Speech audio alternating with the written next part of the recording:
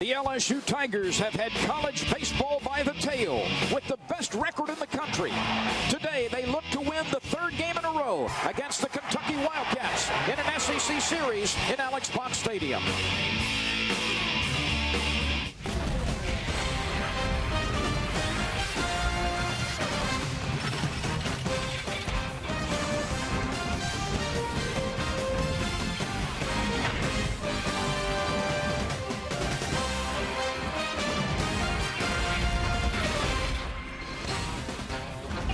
A very pleasant good afternoon to all of you from Baton Rouge, Louisiana, where Regions Bank presents SEC baseball on CSS. Today, the Kentucky Wildcats and the LSU Tigers get together.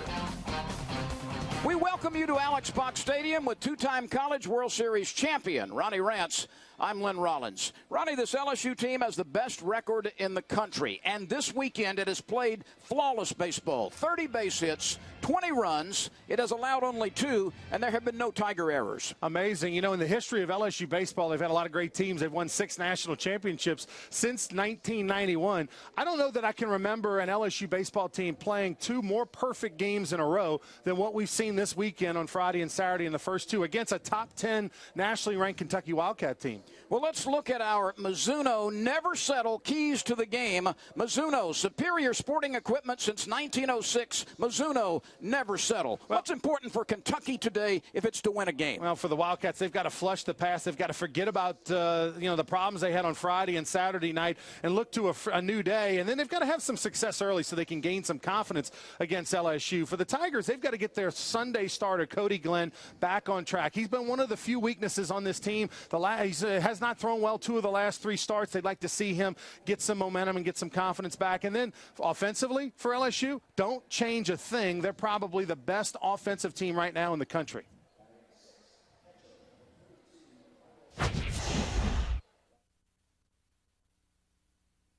It's reading like this. You see 1, 2, 3, 4 300 hitters in the lineup. Austin Cousineau at the top in center field. Zach Zellers, the right fielder. A.J. Reed at first base. Max Kuhn is at third base. J.T. Riddle, the second baseman. Michael Thomas, who's had a nice series, is behind the plate. Kyle Barrett, the DH. Matt Rada is the shortstop. And Lucas Witt is making his first start in this series. He's playing left field. Regions Bank presenting the Kentucky batting order. LSU lines up like this defensively, and this is a ball club that leads the SEC in defensive percentage. Rhymes, Laird, and McMullen in the outfield. Ibarra and Bregman and Jones and Katz are on the infield, and Glenn is throwing to junior catcher Ross. It's another beautiful day here. This is a pretty spacious ballpark, 330 feet to the foul poles. And the power alleys at about 375 and 405 to straightaway center. 66 degrees right now. Winds out of the south at 5 to 10 miles an hour. It's a hitter-friendly wind today, and the forecast is partly cloudy with no precipitation. There will be another big crowd on hand today. We've had close to 16,000 in the ballpark collectively over the first couple of games. Jack Cox will be calling balls and strikes. Todd Henderson at first base. Tony Walsh at second base, and David Brown is at third. This Kentucky team came into the series ranked in the top 10. And 3 good starters scheduled to go this weekend, but LSU has been wrapping the baseball. Here's Cody Glenn. His numbers are good at 4-1 with a 3.38 ERA, but he's had some troubles in 2 of his 3 SEC starts. Yeah, the sophomore lefty from Texas, 4-1, 3.38 earned run average. Look at those innings pitched, 37 and a third. He's only struck out 17. He's a contact control pitcher, has walked 9, but those numbers in itself don't tell the story. 2 of the last 3 starts, and of course the 2 starts he had trouble with were on the road at Mississippi State and at Missouri. He's been dominant at home. They'd like to get Cody Glenn kind of back on track, solidifying himself in that 3rd starter spot for this LSU Tiger team. Well, prior to conference play, he convincingly won a spot as the Sunday SEC starter. In 4 starts, he only gave up 1 earned run, but he's had some problems in 2 of his 3 SEC starts. There's Paul Maneri. He doesn't talk about it much, but Ronnie, you can tell that he has been exceedingly pleased with what has unfolded here over the first 30 games. Well, you know, when you're the head coach at LSU, you constantly get reminded of the history of this program. And, of course, everybody's been asking him the past couple of weeks, how good is this team? Is this the greatest team in the history of LSU baseball? And, of course, you know, he simply says, look, until we win a national championship, we can't even be in that discussion. And he knows that that's the bar here in Baton Rouge. So, but they've got a special club nonetheless. Well, Paul Maneri will be quick to tell you they don't hand out championship trophies on April 7th. There's Gary Henderson, the Kentucky head coach, who is in his 5th season. He took over for John Cohen. He was an assistant for John Cohen, who really kind of got this Kentucky program on the map. Then John left to go to Mississippi State. And Gary Henderson, the last 2 years, they've had a very good squad. We're underway, and Cousineau bunts the first pitch of the game back to Cody Glenn, and he turns it into an out.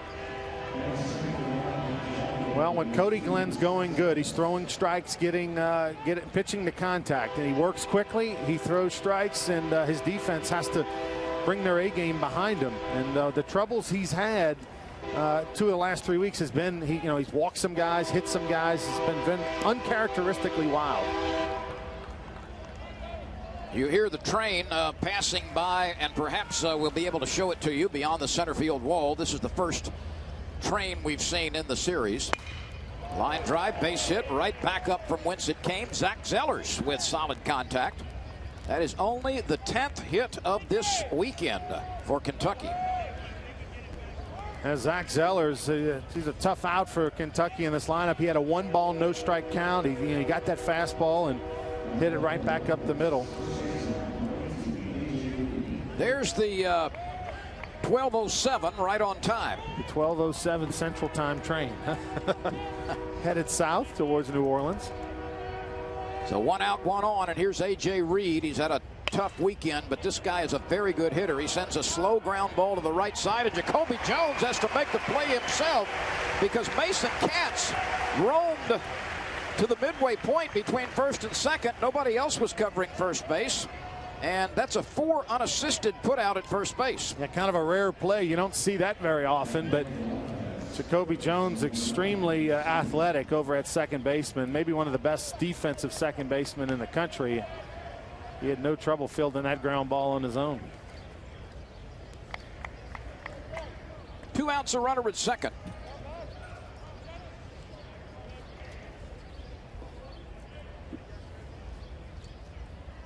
Max Kuhn, the third baseman, waits. And the first pitch by Glenn is a little tight and downstairs. Kuhn hitting .269. He's homered a couple of times. And he is second on the team with 22 driven in.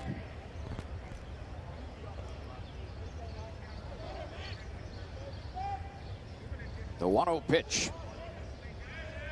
That's off speed, and Kuhn was in front of it. Glenn will change speeds a lot. He's not a guy who's going to pick up any sort of traffic tickets with his speed above interstate velocity, but he can work the corners. He can work all over the plate, and he's very good when he is changing speeds effectively. 1-1 pitch. Dubbed foul.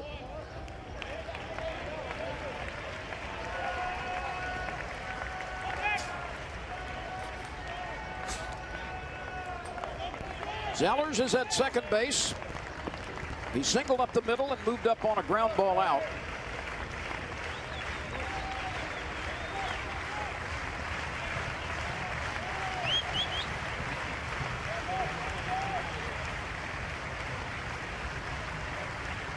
Glenn works to Kuhn. The runner is breaking. Ground ball left side. That is a foul ball.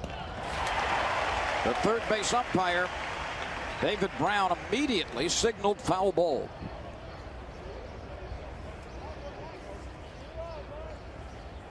You see Zellers right there was stealing on the pitch. You know, you don't often see a runner from second try to steal third with 2 outs because it's a big no-no to get thrown out stealing third. If you're going to do it, though, it's because you know you have that bag stolen. And obviously LSU wasn't really paying a lot of attention to him in the middle of the infield with 2 outs. Glenn wasn't, maybe fell into a rhythm of one looking there. And so he was standing on the bag. He had it easily. Here's the 1-2 pitch and a look back at second base. It's imperative for Kentucky to string some timely hits together. This team has been limited to a 153 batting average in the first 2 games of the series.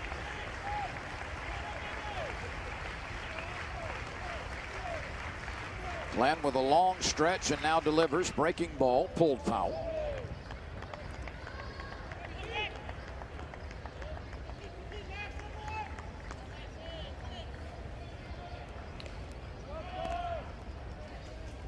Be big for Kentucky to get a run here in the first. I mean, they need some momentum and some feel-good confidence over there in that dugout. They have been dominated this weekend, and a run here would really help them kind of forget Friday and Saturday night. 1-2 pitch grounded to the right field. This could produce a run. Sean McMullen comes up throwing, and it's cut off, and Kentucky has its first lead of the weekend. A very clutch ground single to right field by Kuhn, and Zellers scores easily. So Kentucky takes a 1-0 lead as Cody Glenn leaves one over the middle of the plate, and Kuhn delivers. Good piece of hitting by Kuhn. It was an off-speed changeup on the outside part of the plate, and he just poked it into right field. Didn't do too much. Coming into this 4th SEC weekend, Kentucky has won 2 out of 3 against Florida. It beat Mississippi State 2 out of 3, and it also beat Georgia 2 out of 3. So the first 3 SEC weekends have been very good for the Wildcats.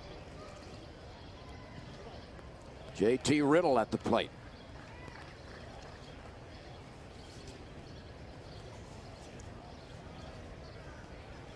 That was a big run, Len, for Kentucky. They, especially against a guy like Glenn, who's, had some struggles of late. He'll start to maybe, scuff, question himself a little bit. And he's trying to get off to the hot start. He's working on something for LSU, and then Kentucky's trying to regroup and bounce back. And Riddle sends a little chop near second, and it's fielded by Bregman, and he makes the play. So the ground out ends the inning, but Kentucky takes the lead on Max Kuhn's RBI single. LSU is coming to bat, trailing 1-0. Wouldn't it be cool? In its batting order today, and this is a batting order that leads the SEC offensively. Look at the 300 and 400 hitters. When you start with the 2-hole hitter Mark Laird and go down to Christian Ibarra, there are 5 hitters in a row with 300 or 400 averages. This has been a potent LSU lineup through the first half of the season. Defensively for Kentucky, it lines up like this, and the Wildcats show Witt, Cousineau, and Zellers in the outfield, Kuhn and Rada on the left side of the diamond, Riddle and Reed on the right side. Littrell is pitching to Thomas, and Corey Littrell can be considered the ace of the Kentucky staff. He works on Sundays. Now, you see Littrell's numbers, the southpaw. Look at those numbers: 4-0, 2.17 earned run average, 45 2/3 innings. He struck out 47, walked 16. He's going to be 88 to 91 miles per hour. With that fastball. His slider is very good, probably his best second pitcher. Also mixing a changeup and a cutter. I think you'll see the changeup a little more today. And he's a guy who not only can throw it good, he can also field his position, and he's got one of the best pickoff moves in all of the SEC. Picked off 7 guys last year in the SEC, which led the conference in that category. Littrell, even though he's a starter, can be considered a closer of sorts because Kentucky likes to use him on Sunday. And when they've had an opportunity to win a series over the last 2 years, they are 11 for 11 with Littrell on the mound. Now, it didn't work out that way this series because Kentucky has lost on Friday and Saturday. But Corey Littrell is certainly a back-end guy who has been very, very good. Alan, he's he's not used to being in these salvage game situations, as you mentioned, in those rubber matches in those rubber games of the series. 11 starts, 8-0 record with a 1.68 ERA. That's unbelievable. But today his job is to stem the tide and get one win here in Baton Rouge for these Wildcats. LSU is using the same lineup today as it has in the first two games. Sean McMullen at the top, the right fielder. And he's done a nice job of setting the table for LSU. Well, if it's not broke, series. Don't fix it, huh? Yeah. LSU's got a couple of spots in their lineup that they're still, I guess, having battles for. And Sean McMullen's one of those guys, along with Chambra and Stevenson, that are contending for that third outfield spot. McMullen sends one deep, and that's off the bottom of the left field wall. And Sean McMullen is on his way to second base with his third double of the series. McMullen is now 4 for 7 in the leadoff position in this series. And it's an impressive thing is it's come against a lot of left-handers. You know, Kentucky's had 3 lefty starters, and that's something that lefties normally don't do well against. Well, Sean McMullen's gotten his opportunity this weekend to show Paul Maneri what he can do in that outfield battle for the third outfield spot, and he's taking advantage of it. He's also walked and been hit by a pitch a couple of times, so he has been a pepper pot at the top of the lineup. Now that's a big answer for LSU. You know, Kentucky's got that 1-0 lead. They got the Thunderbolt Corey Littrell out there on the mound, and the Tigers, bam, they get it going offensively again. Mark Laird gets the bunt down, and the throw is not in time. It pulled the first baseman off the bag. Mark Laird may be the fastest from home to first in the SEC, and Littrell knew it. He rushed the throw a little bit, and it may have dragged A.J. Reed off the sack. Well, the speed of Laird makes everybody have to play faster, and sometimes it forces you to throw the ball a little quicker than you'd like. That's J.T. Riddle, the second baseman, over there covering the bag at first base. And sometimes when that second baseman has to run all the way to first to cover, and then he has to stretch, and it's a bang-bang play at first base, they're not used to being around that bag. And he looked uncomfortable, didn't field it cleanly, and LSU got a break. And so with Riddle, not Reed, covering first base, it made it a much tougher play with the ball and the runner and the fielder all arriving at the same time. And the Tigers have runners at first and third on what has been ruled a bunt base hit. Yeah, they called the error on the pitcher because the throw from Littrell was in the dirt. But if you've got a first baseman over there, that ball is either A, not in the dirt at all, or 2, he picks it. But because the second baseman had to run 70 feet over to the bag and get there and stretch, he wasn't able to come up with it. Alex Bregman, who's been the talk of the town, lifts one deep to center field, and that's down on the warning track. Laird rounds at second. Laird is on his way to third, and he slides in safely there. Or I beg your pardon, that is Bregman who goes all the way to third base. Alex Bregman continues an amazing streak. That's his second triple of this series. And Bregman drives into the Tigers regain the lead. Now that's Bregman's 5th triple of the year. I mean, the superlatives for this young freshman are just becoming too many. It was a slider. He was just trying to lift the ball to the outfield to get the run home. He didn't overswing. You saw he put a nice, easy swing on that ball, and then it just traveled all the way to the warning track. And here goes LSU again offensively against one of the top pitchers in the SEC. Amazing what this team's doing right now offensively. Bregman has hit in 20 consecutive games safely. And now he's been on base in 28 straight games, but a 20-game hitting streak for Alex Bregman. And of those 20 games, Ronnie, 10 times he has had multi-hit games. 5 games of 3 hits, 1 of 4, and then 4 of 2. It's just right now, he is the hottest hitter in the country, well over 400, approaching 500. And the thing about it is that everyone in the country knows about Bregman, but they can't do anything about it because you've got Rafe Rhymes behind him in the lineup. You've got Mason Katz behind Rafe Rhymes, so you can't pitch around the hot hitters that LSU has because there's another hot one right behind him. It's amazing what this team is doing offensively right now. Here's Rhymes, who led the nation last year in hitting. and was the SEC Offensive Player of the Year, batting .430. This year, Kentucky playing the infield back, except the first base is in on the cut. So, I mean, Rhymes just trying to hit a ground ball anywhere on the infield up the middle to get a run home. Rhymes turns on one and sends it a long way, but pulls it radically foul. He's not known as a home run hitter, but every once in a while, he'll find the bleachers. Well, he's got two, and you know, there's a story before the season. His teammates were giving him a hard time about him not being a home run hitter at practice during BP one time, and he said, okay. And then he hit about 4 of the next 5 pitches out. You know, he's just one of those good hitters. He can do a lot of different things. Well, he has slumped to 350. Yeah, at this point last year, he was about 100 points higher, and then it continued to get higher until he was hitting 500 the first week of May before he settled in the 430 range at the end of the season. Rhymes is a former junior college player of the year at LSU Eunice. He nubs this one off the end of the bat, and that is fielded by Reed, and he's able to hold the runner at third. So Rhymes topped that one off the cap of the bat, and Bregman holds his ground at third base. That's the first out. That was a good big pitch by Littrell. You know, he got Rhymes thinking a little bit inside, threw him inside, and then he went all speed away, and Rhymes hit it off the cap of the baseball bat right to the first baseman who was playing in, so that prevented the run. Let's see if he can limit the damage again, but you know, you don't get off the hook. Here's Mason Katz, who, if Bregman's not the hottest hitter in the country, then it would be Mason Katz. Mason Katz has driven in 53 runs. He is the first to 50 in the country, and he leads the nation in RBI by double digits.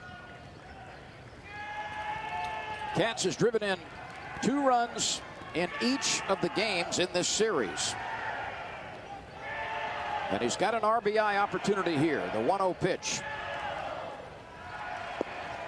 Off speed and misses outside. Katz with 13 home runs. That matches his total from a year ago. And Katz, coming into this season, had the most home runs in the previous season of any returning Southeastern Conference player. He's not a big guy, but when he swings, he generates a lot of bat speed and is surprisingly strong. His nickname in these parts is Mighty Mouse. Yeah, I mean, because, you know, as you mentioned, under 6 foot tall, doesn't run fast, doesn't throw real fast. This unassuming guy, but he barrels the baseball. He has the, look at Paul Maneri, of course, he gave him the 3-0 green light. You might as well. I mean, if you can't trust Mason Katz 3-0, you can't trust anybody.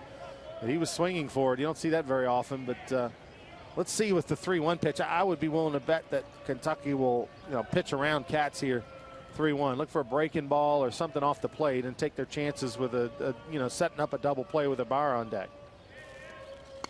Katz swings and drives one out of the yard, but he pulls it foul. They went changeup right there, 3-1 changeup, but he probably got a little more of the plate than they would have liked.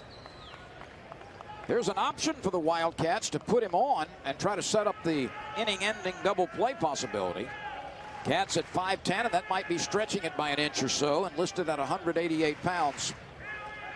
This will be a very good battle, Littrell against Katz.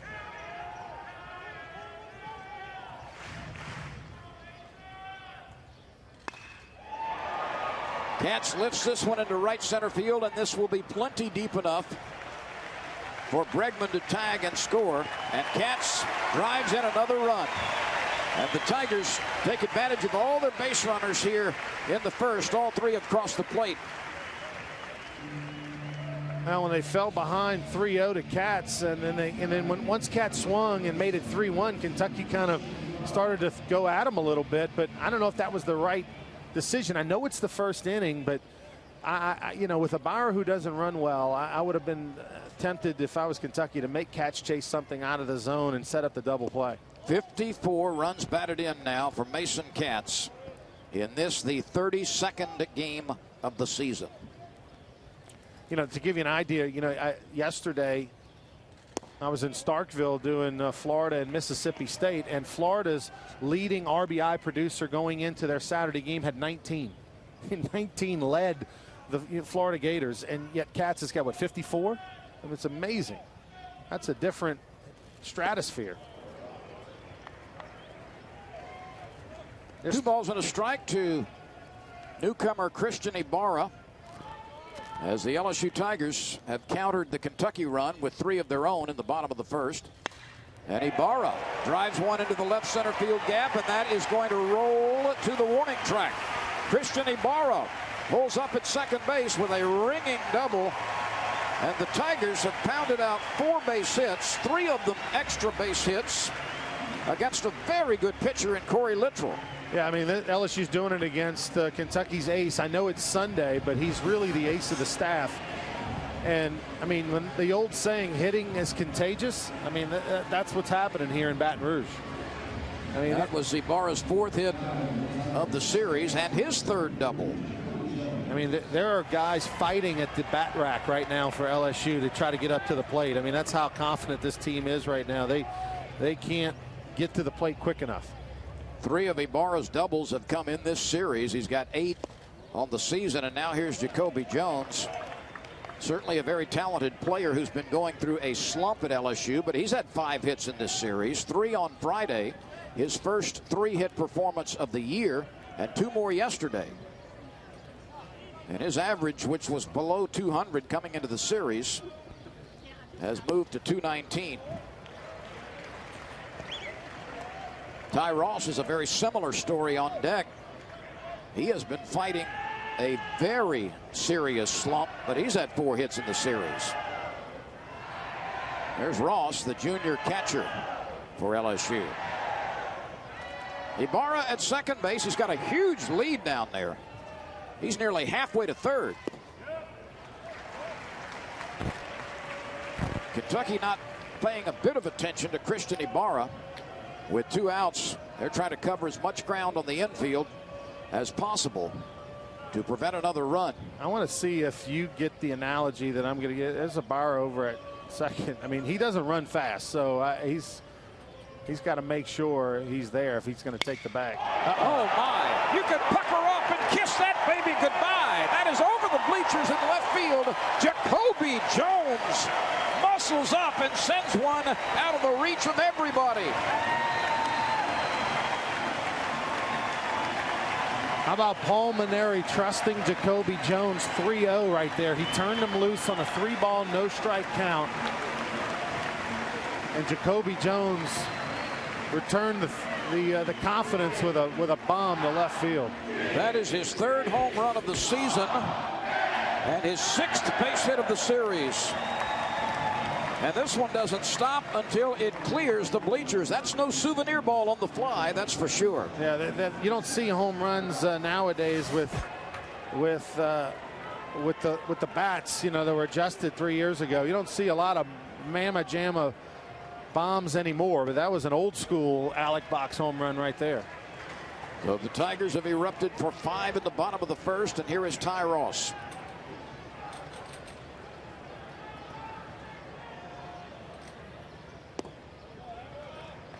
There have been 2 doubles, a triple, and a home run, along with a bunt single for LSU.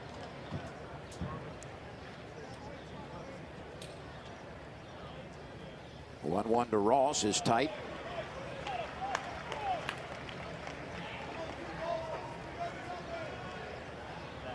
I mean, I thought, you know, we wouldn't see gorilla ball ever again here in Baton Rouge, but I mean, this 2000, and look, let's not get ahead of ourselves. It's never going to be gorilla ball like it was in the 90s with the -5 bats and the 150+ homers every year and all that. But this offense is the modern day gorilla ball. It's a toned down, it's a doubles machine gorilla ball. Maybe a chimpanzee ball. Exactly. But it's this is something we're seeing here in Baton Rouge from this 2013 LSU team. 3-1 on Ross.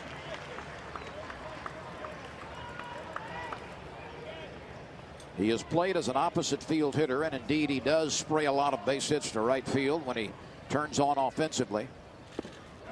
And he draws a base on balls. So the Tigers have batted around here with Alex Edward, the designated hitter, coming to the plate in the bottom of the first. And McMullen doubled. Laird bunted his way aboard. Bregman tripled at 2 in. And then with 2 out after a sacrifice fly by Katz, Ibarra doubled to keep the inning going, and Jacoby Jones followed with a long home run over the left field bleachers. I think Corey Littrell right now out on the mound is just in shock. You know, he got the 1-0 lead by his team before he ever took the mound, and talking about a guy who has been the ace of the staff, tremendous numbers, one of the best pitchers in the league, and LSU has scored 5 off of him right now, and I think this young man's trying to regroup on the fly.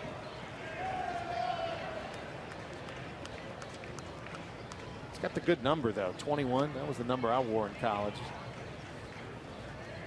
I always pull for those guys that wear number 21. That number were the only numbers you and Littrell share. I think I did have a 5-inning game once against the Maine Black Bears, but maybe 4. I don't know. I don't want to think about it.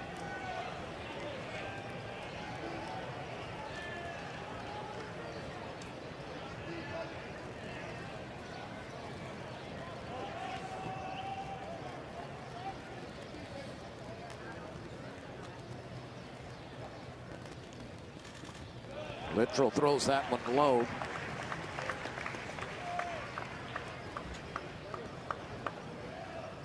In his last 6 starts, the most runs Littrell has allowed is 3.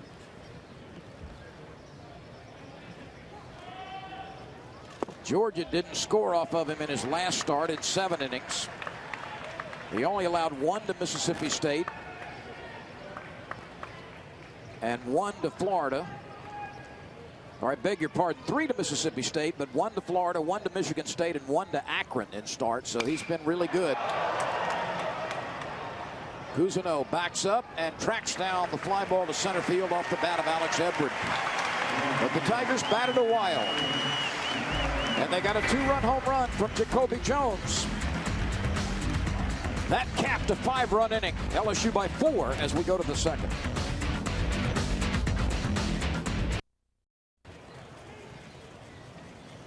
Here's Michael Thomas, a good-looking young catcher for Kentucky.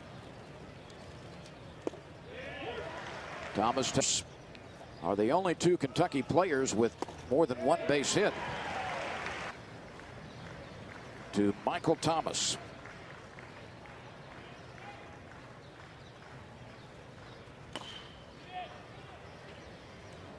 That's a fair ball. Ibarra double clutches it, throws, and Katz leaves the bag to take it against his chest. And so Michael Thomas reaches. Who kind of moved his way into the starting role. LSU team in 2001, 2 national championships. If you put Barbier in the back of his jersey, the only difference is LSU would make about $1,000 a game at the. Here's Matt Rada, the shortstop. Breaking pitch stays in. Originally, Mark Laird's sacrifice bunt attempt was ruled a base hit, but it has been changed to an error on the defense. Lynn, one of the better defensive shortstops in the SEC. Yes, he is. A bit more dynamic of a second baseman. He's a little more flashy, where Rada is probably. Rada out of Rushville, Indiana. Sends this one up the middle. Jones has it and makes the play at second base. Steps Lucas Witt. He's making his first start in this series.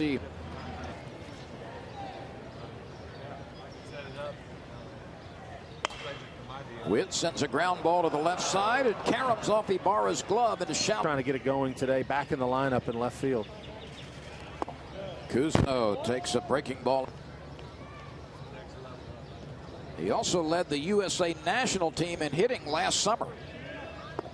Goodmers leads the team in stolen bases, 9 out of 10 on the year. Mason Katz takes the chop and has time to get to the bag. Cousineau is a little bit in shock at how this weekend has transpired, but they're still a pitching coach for years at Kentucky and at Florida, and does a great job with his staff.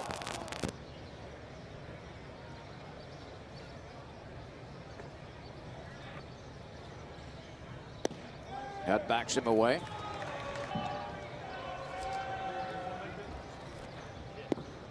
There's ball 4. Bowman. A couple LSU Unis players on this Tiger roster, Rhymes and Bourgeois. Baseman off the bag at first. Looking in the rear.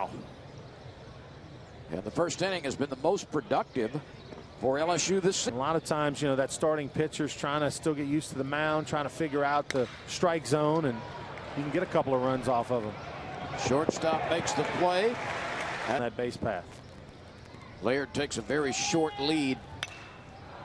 And Alex Bregman, who tripled in a couple of runs last time, lifts this one up into the sunshine.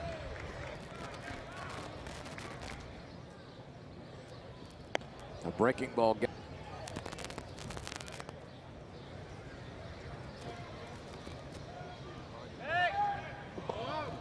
There we go. The national Gold Glove winner for a pitcher at 7 pickoff moves, and look, he's got one here. Mark Laird left early, and an easy. Welcome back, everyone. We're in Alex Box Stadium this afternoon. LSU leads Kentucky 5-1 as we head to the third inning. The Tigers had they won 2 out of 3 against Mississippi State in Starkville. Since then, have been undefeated in the league as Paul Maneri looks on. His club is 10-1 in conference action and leads the Western Division of the SEC by 3 games in the loss column over Arkansas. Arkansas will host LSU next weekend in Fayetteville. The Tigers swept Auburn, and they swept Missouri, and they have beaten Kentucky twice.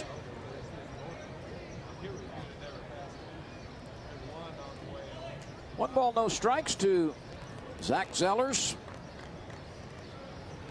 the senior right fielder for the Wildcats.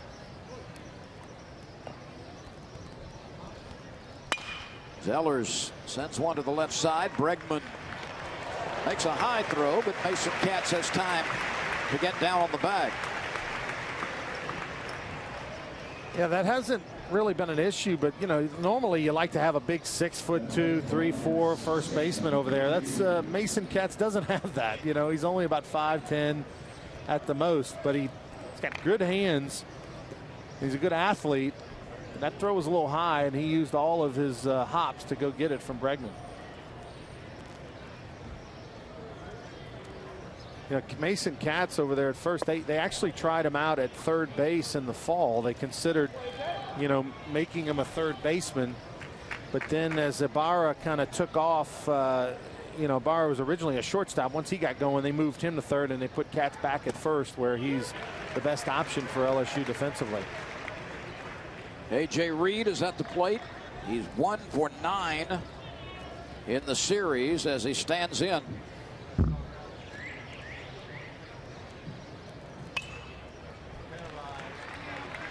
One ball, 2 strikes on this big first baseman, who is a very talented multi-position player. He pitched on Friday, and they usually start the series with him on the mound so that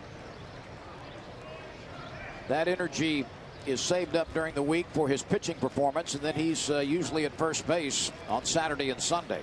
And then also Gary Henderson mentioned that one of the other reasons is because, you know, it's on Friday and Saturday, if you're playing first base and he's hitting, it's opportunity for him to maybe get nicked or get hit by a pitch or something, and it affects his outing on Sunday. So they put him in the Friday role, and they find that to be the most successful situation for him. He's a good one, and he'll get drafted this year. His question is, what will be his position in the future? I think it's probably going to be as a pitcher.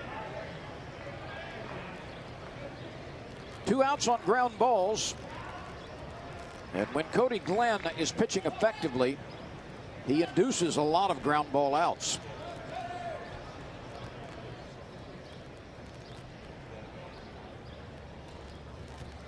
Max Kuhn, his first pitch swinging, and drives one to deep right center field. It's hauled in by Sean McMullen. And Kentucky, for the first time, fails to get a base runner. It's 5-1 LSU as we go to the bottom of the third. Welcome back, everyone. The Tigers scored 5 times in the first inning after Kentucky had taken an early lead. And we play in the bottom of the third here in Alex Box Stadium in Baton Rouge. LSU leading by 4 over the Wildcats. This damage has been done against a very good pitcher for Kentucky, Corey Littrell. But LSU is just red hot this weekend.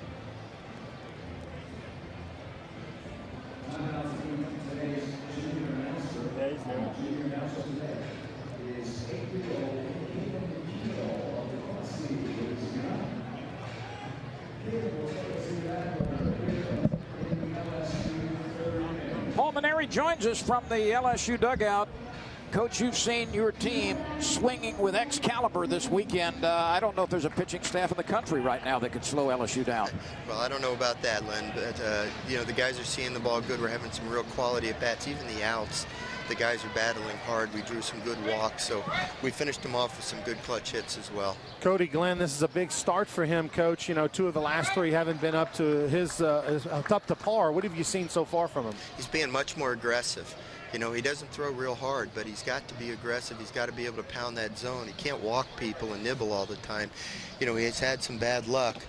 You know, a couple of infield hits and a couple of balls found the hole, like the RBI hit in the first inning. He can't let that discourage him. He's still got to go after the hitters and trust his defense. Thanks for your time. Best of luck guys. over the rest of the season. Coach Paul Maneri, who is as intense as anybody in that dugout. Even when he does the interviews, you can see him looking over his shoulder pitch by pitch. I'd say there's probably, of all the coaches in the SEC, he's in a tie for the coaches that don't like to do in-game interviews the most. He'll do them. He's a gentleman about it, but he wants to focus on that game. He doesn't want to talk about all that fluff stuff. Rafe Rhymes drives one through the left side for a base hit. Rhymes this year has hit .356 against left-handed pitching and .347 against right-handed pitching. That's about as consistent as you can get. Yeah, that's not real shocking. I mean, even in that at-bat right there, he swung and missed at a 2-0 changeup and was out in front and then made the adjustment and got a base hit. I mean, he's able to make adjustments pitch by pitch. Mason Katz continues to blister the baseball as he drives the first pitch into center field for a base hit. That puts Katz over 500 on the season against left-handed pitching, and oh, by the way, 400 against right-handed pitching. My goodness. First base is occupied, you know, with Rhymes. You got no outs. You can't really pitch around Katz. You have to go right at him. Pitch is down in the zone. He's able to go get it. You know, it's right above the knee and just drives it right back up the middle. Now Christian Ibarra with 2 on. Nobody out following base hits by Rhymes and Katz. The Tigers have 6 safeties. Ibarra around the bunt and lets it pass.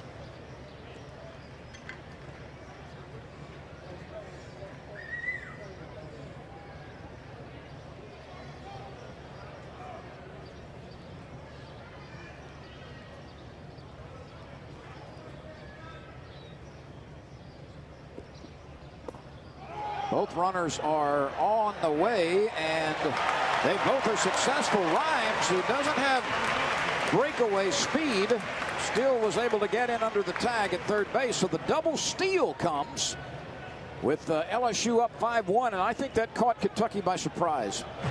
As a rare double steal, particularly with these two, Rhymes and Katz, who don't run well. The ball was in the dirt, and I think that's how Rhymes was able to get into third safely. It was bang bang, but he did make it.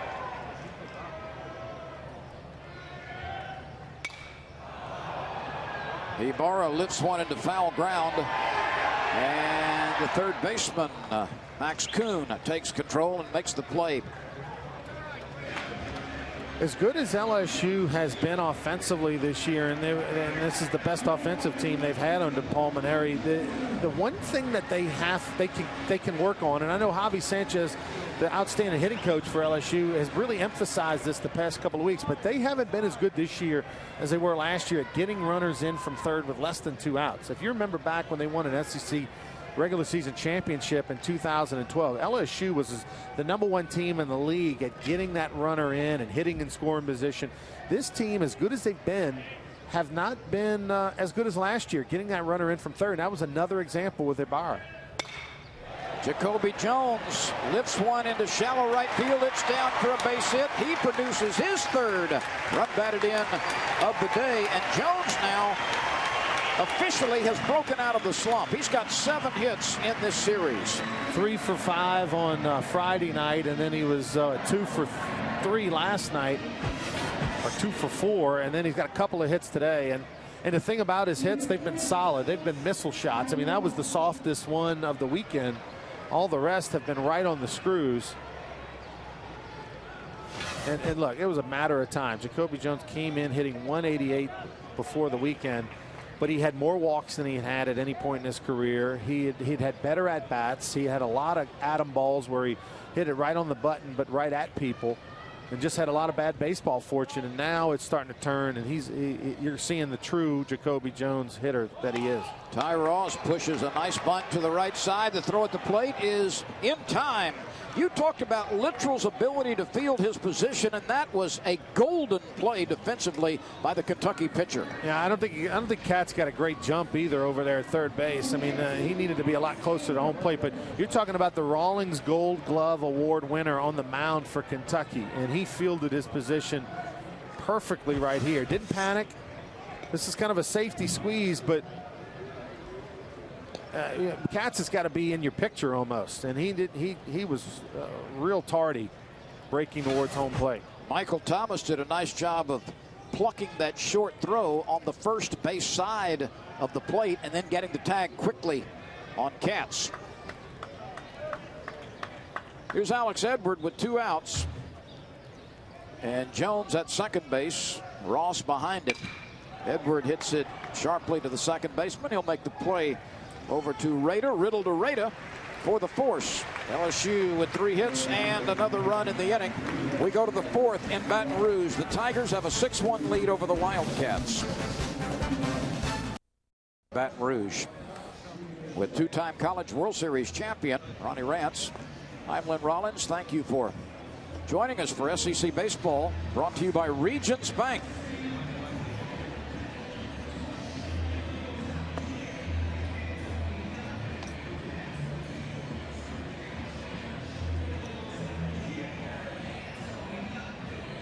LSU with 7 hits. Kentucky has 4, but the Tigers lead. Gary Henderson joins us now from the Kentucky dugout. Gary, your ball club had played extremely well in the first 3 SEC weekends, winning 2 out of 3, but this LSU team has been pounding the ball, hasn't it?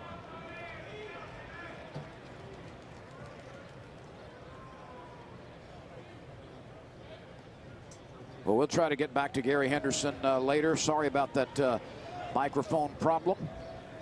This is not indicative of the Kentucky team we have seen to this point in the season, Ronnie. No, it's not. I mean, this is a Kentucky team that is a top 10 ranked team coming in. They've got 3 very good arms on the weekend. They've got a nice balance to their lineup. They had some success last year to draw upon, and at the start of this year. I think this is more of an aberration for them. They're not as bad as they've looked this weekend, and unfortunately for Kentucky, they've run into a buzzsaw in these LSU Tigers. I mean, this is a whole nother stratosphere that LSU's playing at right now. And if you're Paul Mainieri, and I know him pretty well, I know he's going to say, I hope we didn't peak. I hope they haven't played their best baseball in April. I know that's his concern. He wants them to play their best baseball in May and June. But it's hard to get much better than what they've been right now. 3 balls and a strike on JT Riddle. Kentucky will be home against Tennessee next weekend, and then it goes to South Carolina in the middle of the month, and then goes to Ole Miss in the final weekend in SEC series against April. So they've run into a pretty tough stretch here with 3 of 4 SEC weekends on the road, starting with LSU. 3-2 pitch misses, and that's the first base on balls that Cody Glenn has issued.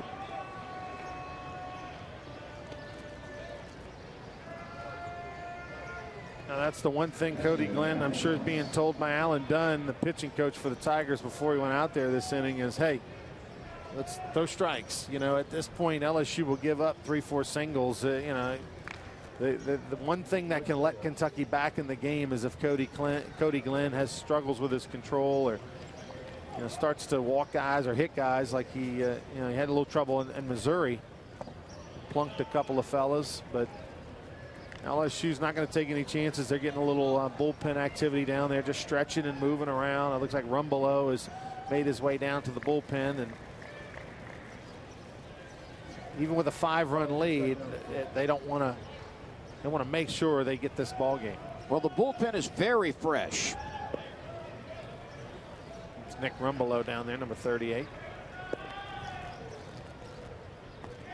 Ryan Eads last night came within 1 out of throwing a complete game. And then there was 1 inning of relief on Friday, so LSU's bullpen is brand new. Yeah, and they'll actually get some work today. I mean, even if they're not needed, Paul Monero will make sure his guys get some work in that bullpen. Much like Kentucky, we'll see some of their usual suspects, some of their better relievers late in this game as well. Katz makes the play, steps on first, throws down to second. It hops into Bregman's glove, and he was unable to make the tag. The Riddle is safe at second base after Thomas grounds out to Katz at first. Can't really see him getting the signal though.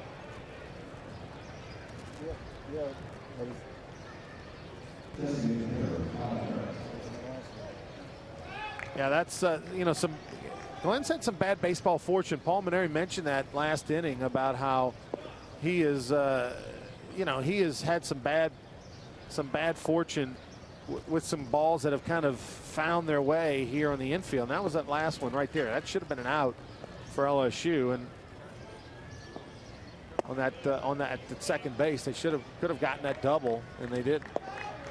You're not going to find Kentucky complaining, though, because it's been on the tough side of a couple of umpires' calls in the weekend. They've missed the stripe with foul balls by a couple of inches on a few occasions. It's just been one of those tough to get going weekends on all fronts for the Wildcats.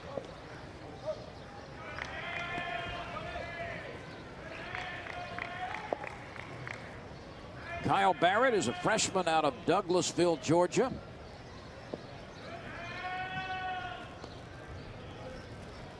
Barrett in the DH spot, but he's one of the faster Wildcats, one of the top 2 fastest players on this team. And that one is tapped foul. Barrett actually grew up in London, Kentucky, so his family, as he was growing up as a youth, was in Kentucky and then moved to Georgia. But Kentucky is his home state by birth. Only a freshman. Actually born in Georgia, but spent a lot of time in Kentucky as a young man.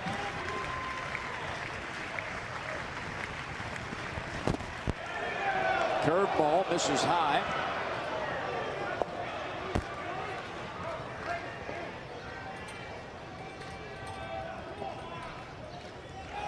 Six to 1 LSU, 5 in the first, 1 in the third. Kentucky took its first lead of the series with a run in the first inning off Cody Glenn. A runner at second, 1 out. Ooh, that's off Glenn's leg, and caroms to Katz. Again, that's kind of that misfortune for Kentucky, and Cody Glenn wore that one off the leg. At 99 out of 100 times, that's a base hit, but that was a ricochet ball right to Katz. When it's going good for the Tigers, it's going good, huh? I mean, this ball's hit up the middle. Base hit, nope. Ricochets off the pitcher right to Mason Katz at first base.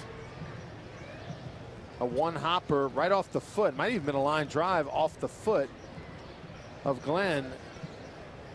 Katz takes it himself. So there was that a 1-3 putout. 1-3 unassisted, right? Well, Glenn kind of certainly didn't get any leather on it. That was a carom off his lower leg. Foot. 1-3 on the putout, yeah, but not a conventional one. And they're just checking Paul Maneri out along with the trainers and umpire to make sure Glenn is okay. He gave him the thumbs up. So we'll continue here. I guess you'd rather get hit on the foot than the shin. Oh, definitely. Or the ankle. You hit on that shin, that's all bone. I mean, you're going to crack something or have a bad bruise. At least with the foot, you've got that shoe to help protect you. And he actually got hit on the landing foot, which has that as he was turning. Rada lifts the first pitch up into the heavens on the left side, and Ibarra called off the shortstop Bregman, who was having a bit of trouble with the sun. A walk and a runner left at third. LSU leads 6-1. See baseball on CSS is brought to you by Regions Bank. Create flexible budgets and track goals all in one place with Regions My Green Insights. That's pretty smart. Regions, it's time to expect more. Regions Bank, the official bank of the SEC. And by Mizuno, making superior sporting equipment honed through the finest craftsmanship, cutting-edge technology, and a passion for the game since 1906. Mizuno, never settle. We're in the bottom of the fourth inning in Baton Rouge, Louisiana. McMullen just got hit right on his left arm, but it's ruled a foul ball. They're saying that. Well, if he swung, that'll be ruled a strike. He's giving him first base. He's giving him first base. Now they'll appeal down to third to see if he swung. I mean, they're going to check swing. I mean, they're going to check and see if he swung. Now, if he swings, it doesn't matter if the ball hits him. It's a strike. But he thought the ball hit him on the bat. The home plate umpire, Jack Cox, ruled that it didn't hit him. But you see, they're checking down to third base to appeal to David Brown. Ooh, very close. A lot closer in the replay than live. So the check swing was ruled in McMullen's favor. He did not commit on a very close play, and then the ball hit McMullen. Hit him on the left arm, and at first Jack Cox thought the ball hit the bat, so he ruled it a foul ball. Then once he probably saw seam marks, where the ball hit him. I mean, he looked at his arm and immediately sent him to first, and then he appealed down to the third base umpire, who said he did not go around on the swing. Had he gone around on the swing, it doesn't matter if the ball hit him or not. It would have been a strike. The LSU gets a break there when Jack Cox took a look at the arm of Sean McMullen. That's the third time that McMullen has been hit in this series. Laird gets the bunt down, and Kuhn throws him out to Reed. And McMullen is sacrificed to second base on the bunt.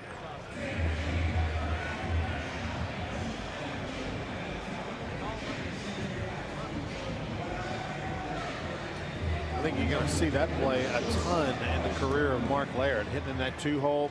Paul Maneri's going to want him to bunt that ball to third to sacrifice the runner. But the thing about Laird that he brings to the table, it's not a normal sacrifice, because he's running to first base and he can get down that line in about 3.8 seconds, which puts a lot of pressure on that infield to field it cleanly and throw it quickly. Now Alex Bregman, who sends a ground ball to the right side. It is fielded by Riddle, and he makes the play at first. Well, Bregman is retired, moving McMullen to third. McMullen has been on base 8 times in this series.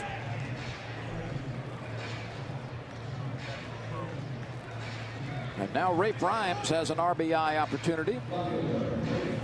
He singled and scored in the third, and also has bounced out to the first baseman.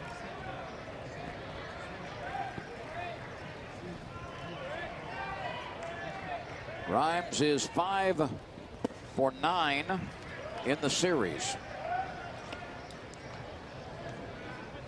A year ago, it was Rafe Rhymes and everybody else, that we talked about on offense. Mason Katz really got it ratcheted up in the second half of the season a year ago, but Rafe Rhymes was the story from start to finish. This year, I'm sure he's been okay with it. He's kind of been, I don't want to say lost in the shuffle, but he hasn't been in the spotlight. We've had the Bregmans and the Cats that are having career years, all SEC MVP type seasons, and I think Rhymes has probably enjoyed kind of just being in the middle, and maybe to a certain degree, if you can say, teams have maybe overlooked him just a little, even though he was the SEC Player of the Year a season ago. He's been sandwiched in between Bregman and Katz, who are having dream years. 3 balls and a strike on LSU's senior left fielder, Rafe Rhymes.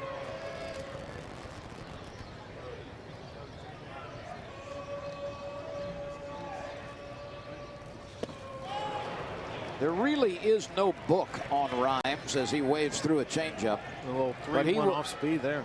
Rhymes will spray the ball all over the field. So you play him straight away and hope he hits something toward you.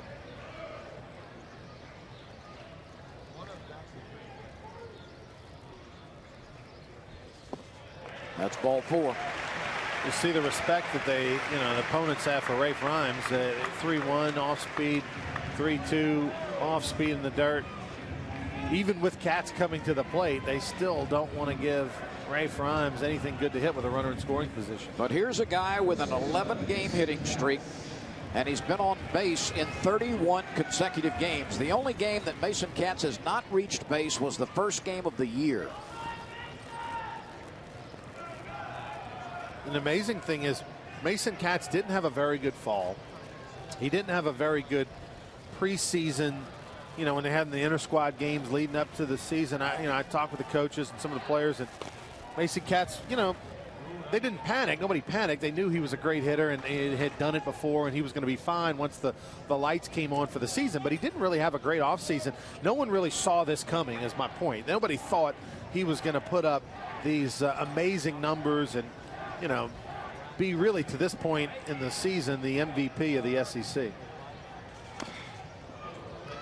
Well, there's an old adage in theater: bad dress rehearsal, good performance. I know exactly what you mean. A lot of times, being a former pitcher, a lot of times your best games were after you didn't throw so well in the bullpen, warming up. Sometimes you go out there to warm up in the bullpen. You don't have your good stuff, and yet you go out there on the mound and you give 6, 7, 8 real good ones. And then other days you look like Nolan Ryan warming up and you don't make it past the 3rd. Mason Katz with another RBI opportunity. He is the only player in the country with more than 50 driven in. He has a sacrifice fly, giving him 5 RBI in this series, and he also has singled. So a 12-game hitting streak for Mason Katz. And Christian Ibarra, behind him, also has reached base in every game except one for LSU. And that's part of the success that Katz has had, because Ibarra has not been somebody that you can overlook behind Katz.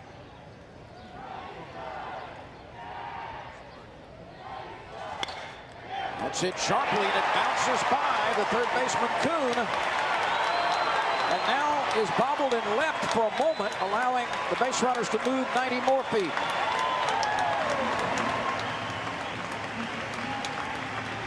We'll see how that's ruled, but I can't imagine that would be an error. That ball was scorched. Well, it was hit really hard, and it did look like it took, a sharp hop. Let's take a look at the replay here. Katz barrels it up.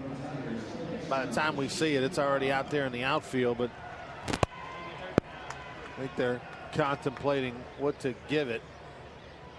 Generally, at home, that's ruled Well, that's a hit, and I don't think that's home cooking. That ball just was blistered. And then, as you say, took an odd hop at the end. The only chance you'd have it, stopping that ball is if you just were able to get right in front of it and let it hit off your chest. And Max Kuhn was sliding to his left, and he played it off his left shoulder. There was no chance to keep that ball in front. That is the 55th run batted in for Mason Katz this year, in the 32nd game. He's on a 100 RBI pace. Ground ball left side, hops into left field off the bat of Ibarra. More runs come in, and the Tigers continue to pound at Kentucky pitching. Ibarra drives in a pair. Wow.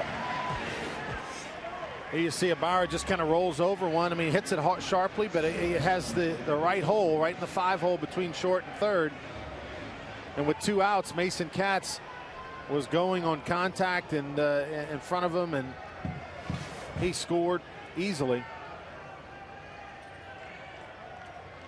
In the day and age of 3-2 ball games and the 2-1, 4-3 scores around the country, this is incredible what we're seeing in Baton Rouge. Jacoby Jones lifts a towering fly ball that twists to the left, foul as it left the yard. Jones already has a 2-run home run literally over the left field bleachers and a run-scoring single in the 3rd.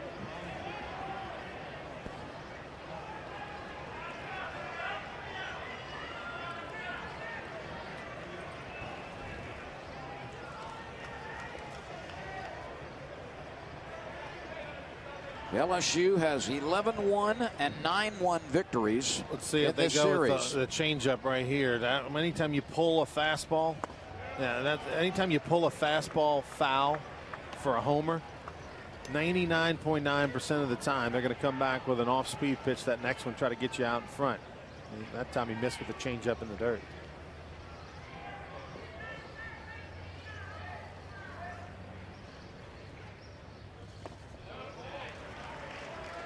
Two balls and a strike to the junior second baseman, Jacoby Jones.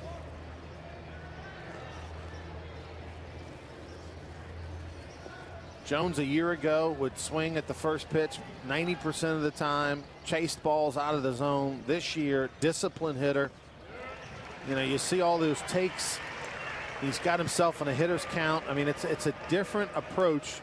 He worked with Javi Sanchez, LSU's hitting coach, in the fall, and he understood what he needed to do to get his game turned around. And even though the batting average isn't where it'll end up at the end of the season, it's coming there. He's getting there, and you can see the maturity of Jacoby Jones's game over the last year.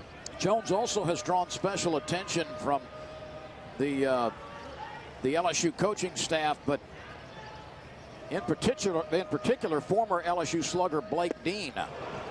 And they work very closely on an approach at the plate, especially on the mental side of it, because Jacoby is an excitable player. Yeah, Paul Maneri kind of just told Blake Dean, hey, take over Jacoby Jones and just kind of make him your project and work with him, befriend him, and mentor him, and it's paid dividends. Well, the guy at the plate, when he played in high school in Mississippi, completed his career as the most productive hitter in the history of Mississippi high school baseball. He had more hits than anybody as a high school baseball player in Mississippi.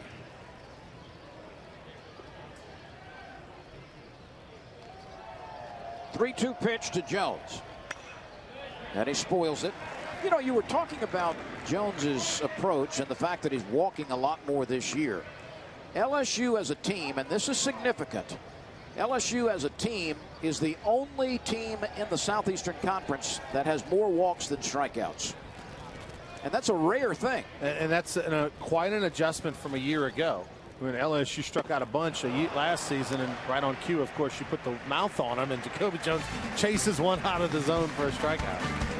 But the Tigers get 3 more runs. They have scored 3 times in the first 4 innings, and the lead is 9-1 LSU over Kentucky. Well, and I think Littrell's day is done. I mean, Kentucky's got the bullpen going, throwing here, and I think they're going to call it a day after giving up 9. They're going to go to the bullpen and get some guys some work. Lucas Witt grounds out to Jacoby Jones. Austin Cousineau has bounced out a couple of times. Cousineau laces one into right field, a solid base hit.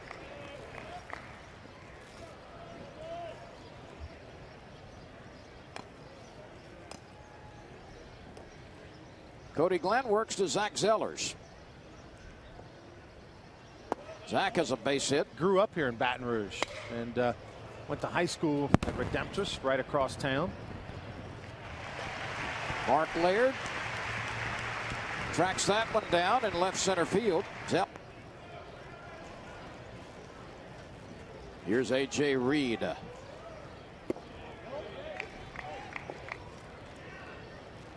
Reed was the semifinalist a year ago for the John Olerud Award for the best two-way player.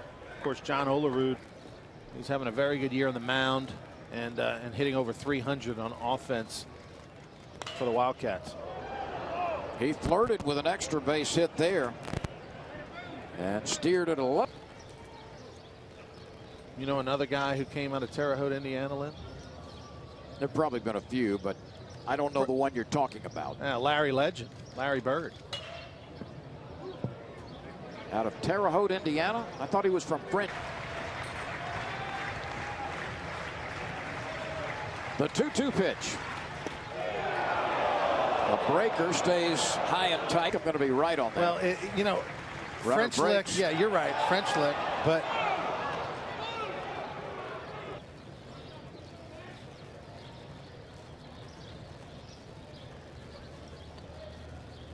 the infield is back. The outfield perhaps a step or two toward the opposite side. And the first pitch is so they're not even close. It's not even close. All right, it's not a suburb. I was hoping they might be neighbors, but no, not the case. Somebody else is famous from Terre. 7 years in the National Football League.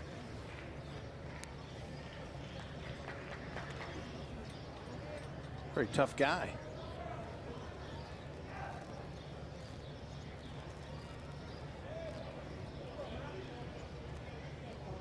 The 0-1. Bender stayed away. AJ was your camera guy.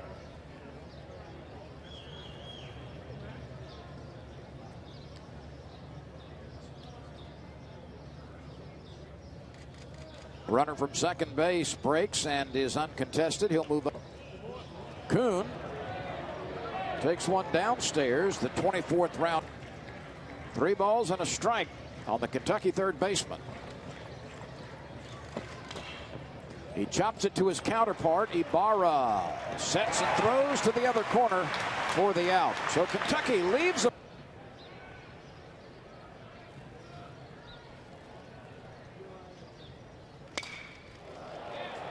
Ross swings on the first pitch from Shepard and the bleachers, but he has not homered yet this year. This is the Southeastern Conference in fielding percentage. Lashes. The 2-0. Kentucky won 2 out of 3 against LSU. I'd be willing to bet after this weekend the Tigers will be ranked #1 in the country. They came in ranked #2. It's against a top 10 ranked team in Kentucky that LSU will make it into the #1 spot. Moore chops one down to Riddle. He has to back up, but has time to make the play. Followed that up. The guy on the move upward in the Kentucky pitching staff. And he should have a 1-2-3 inning. As McMullen lifts one into the heavens, and it is taken by Kuhn at third base. He's not a guy who is going to strike out a lot of people. But when he is nibbling at the plate, he will induce a lot of ground ball outs. He's ahead of Riddle, 2 strikes.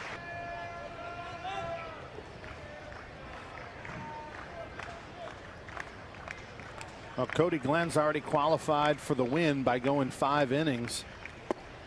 And just to further illustrate that point about ground ball. When we talked to him in the dugout, that he likes that Cody Glenn's been more aggressive today on the mound and not nibbling so much. You know, go at the hitters, particularly with a lead. I mean, LSU gave him a 5-1 lead after the rest of the way for Cody Glenn. I think Paul Maneri's going to be happy with the performance, and Cody Glenn will have righted the ship, at least for this week. LSU will play the Wally Pontiff Jr. Foundation game in honor of the late Wally Pontiff Jr., who was quite a player at LSU a decade and more ago. 2000, 2001, and 2000. Unknown heart ailment at the time after he had completed his junior season, and his father and his family picked up the pieces and have been doing magnificent work with the foundation in the New Orleans area. Bregman, oh my goodness. He's not just an offensive player, is he? Pretty good for a catcher. He was a catcher in high school.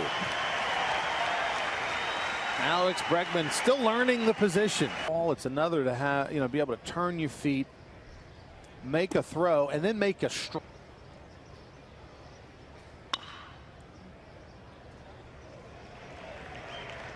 next weekend. They are licking their chops in Fayetteville. An epic battle of the best hitting team in the SEC versus the best pitching team in the SEC. The Tigers have a couple of, but I don't know that Paul Maneri would trade either one of them for anybody in the conference. Let's see if Bregman can get to another one. This time he doesn't have to spin, but makes a very strong throw off balance. 1.5 ERA on the year. Oh, Glenn is hit again. It separates him from the glove. A vicious shot by Kyle Barrett on into center field. So Cody Glenn has been the Tigers. I mean, usually when you have a surgery like that, a labrum surgery, I mean, that's a solid year plus before you're back, you know, near 100%. CST live at 7 p.m. Central Time on Cox Sports Television. Also replay on CSS. Ty Ross guns down another one. Kyle Barrett is nipped at second base. Ross has thrown out nearly 40% of would-be base stealers this year. It's 9-1. LSU leads as Ross comes up pegging to second base. I called it. Go in feet first. That lead foot needs to be extended and down ground level so you can get to the bag, because head first, and you'll get there quicker and you can reach the bag better. Feet first might be the way to go at home. The head with the tag or the catcher's gear or whatever, you're going to get injured that way. 1-2 to Laird. From 10-1 victories in this series. 2-2. Smack to left. Laird has a base hit, the 10th of the game for the Tigers. Stretch on your point. I'd be willing to bet whenever you go to Terre Haute, Indiana, there's a lot of Larry Bird stuff around town. What do you think? I would think so. This was Larry's favorite drinking hole. This is where he bought his clothes. This is where he ate his hamburgers. A lot of those signs. Alex Bregman has tripled, popped up, and grounded out. And lifts one into shallow right, which is grabbed by Riddle. Printing T-shirts with that on it. Maybe Bayou Apparel or some of the Dan McNamara and them need to get on that, because they're going to get you. Well, Laird is hitting in the mid-300s. Bregman is hitting in the mid-400s. Rhymes is 100 hitter, 300 hitter, 400 hitter, 300 hitter. And then you've got all of those guys, really, except Laird, have home run pop. You know, they can leave the yard on you, too, if you make a mistake. Here's a good hitter's count for Rhymes, 2-0 with a runner at first. He's going to get a good pitch here. That's picked up nicely at third. The easy turn by the second baseman Riddle. And Rhymes has hit into a double play. Fine play by Max Kuhn over there at third base for Kentucky to start the double play. Around the horn it goes. Rhymes hit it hard, but Kuhn starts the double play, and we move on with LSU leading by 8. We're in the top of the 7th.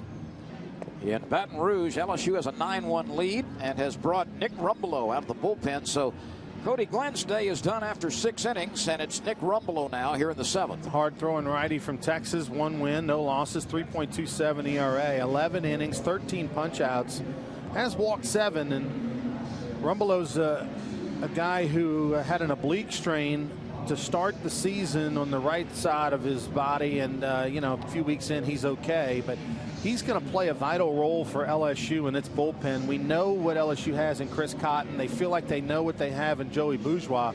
They need Nick Rumbelow to be you know, that dominant 1 inning, maybe a 2 inning guy in the middle. And Rumbelow potentially could be a right-handed version of Chris Cotton, who is the LSU backside guy, the save king for LSU this year and last year. But Rumbelow is certainly capable in short performances at the end of a game. Yeah, out of those guys, Cotton, Bourgeois, Rumbelow, as of right now, those are the main 3 on the back end of their bullpen. I mean, he's got the best stuff. You know, he has that electric arm. He can run at 90 plus and has a real nice over-the-top curveball. Last year, he was probably their best breaking ball out of the bullpen for righties. But he's just got to get a little bit more consistent. You know, they just need to be able to count on him a little bit more to know that, you know, 4 out of 5 times when he goes out there, he gives them exactly what they need. Kentucky shortstop Matt Rada at the plate.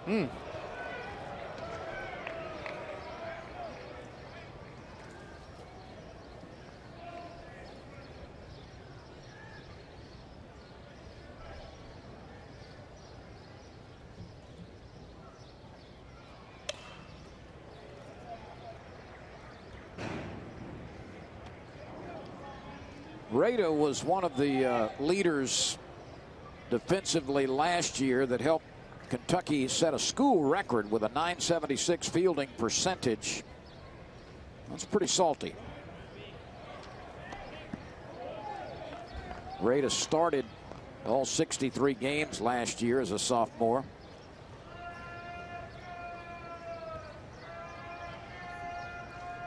The 2-2 pitch to the Kentucky shortstop is drilled right back up the middle for a base hit. So Rada collects his first hit of the day. And 7 for Kentucky. Glenn in 6 innings allowed 6 hits and a run. He walked a couple. He struck out 1. Good piece of hitting by Rada just to stay on that fastball and drive it right back up the middle. Kentucky's going to see a lot of fastballs here in the latter part of this game because LSU does not want to walk anybody. They're not going to really throw a ton of breaking balls. So they might have their chances to get a few decent swings on it. They'll start Witt here with a breaking ball just so Rumbelow can kind of work on something. But Kentucky wants to, regardless, down 8, you know, they want to keep battling and try to gain some momentum at the end of this game to try to feel good about themselves a little bit here.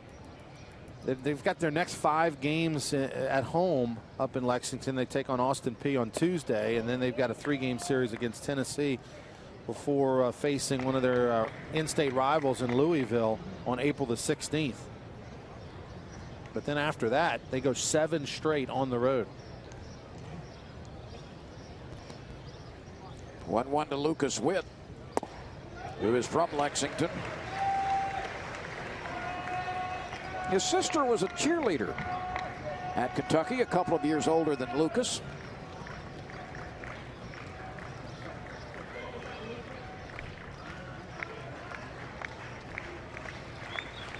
Rumbelow from the stretch. Comes over the top and misses high.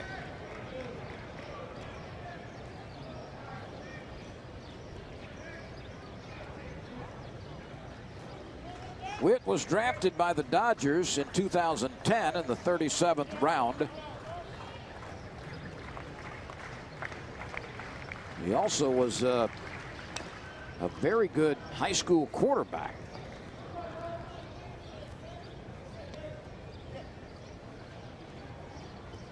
Most of the good college baseball teams around the country are peppered with high school football players of some note. I'm a big fan of guys playing multiple sports in high school. I think it gives them diversity, toughens them up a little bit, particularly football. It's a great team sport, and I think it mentally and physically toughens you. And you know, one of the most recent references, 2009, LSU wins the national championship that year with 9 former quarterbacks on their roster. And a lot of those 9 were big contributors to the team. So, and I know Paul Maneri likes those football, baseball guys. And I hope, you know, young players out there continue to play other sports. Unfortunately, everyone's starting to specialize, you know, whatever sport it is. We're seeing more and more sports around the country, whether it be if you're a football player, a baseball player, volleyball, whatever the sport is. People are starting to specialize more and more in that one sport as opposed to playing different sports. Here's Cousineau at the top of the order after Witt flies to Laird. Well, baseball coaches also like football players who come to school on a football scholarship because it doesn't, and if they play both sports, it's counted against the football team. Right. So if you got a guy who's good enough to make the football team and the baseball team, the scholarship is counted against the football team, and the baseball participation is a bonus. Yeah, you know, remember, baseball only has 11.7 full scholarships, and those scholarships can be chopped up however the coach sees fit, but only 27 guys can get scholarship aid from the baseball team. And if you get any of that scholarship aid, it has to be at least 25%. So unlike a lot of sports where you get a full scholarship or nothing, baseball, it's convoluted. McMullen retreats quickly and makes the play on the line drive that took him to the edge of the warning track. That ball was well hit by Cousineau and well played by Sean McMullen in right field. Yeah, the last couple of ABs, Cousineau has hit it right on the screws. One he had a base hit, and then that one is just, you know, one of those times like Ray Fryme's last inning where you hit the ball as hard as you can, just right at somebody. I wish you hadn't mentioned that 11.7 scholarships, though. That gets my stomach acid churning. I mean, that's just too few for college baseball, and doesn't do anything as far as incentive to keep decent players around for a senior season and graduate. You know, for people that aren't real familiar with the business end of college sports, you know, just to give you a comparison, softball has 13 scholarships, baseball only 11.7, even though they've got more players on their roster. And you know, a lot of families out there, a lot of young men that are in high school that want to play college baseball, just because you get a scholarship to college, you know, mom and dad still have to come out of pocket, you know, because, you know, nobody really gets full scholarships anymore. You get a 25% scholarship, or maybe you get 50% or whatever. It's 50% is a good one. Yeah, 50%. That's a strong scholarship for baseball. Zach Zellers is 1 for 3. Rumbelow comes over the top and misses upstairs, so a couple of base runners for Kentucky here in the 7th. Rada opened the inning with a base hit, and with 2 outs, Zellers draws a base on balls. A little bit of a tight zone by Jack Cox. Even with a 9-1 lead, a lot of times the umpires will open it up a little bit, but you know, those balls were, you know, some umpires I've seen call those pitches strikes, you know, right there at the belt or slightly above the belt.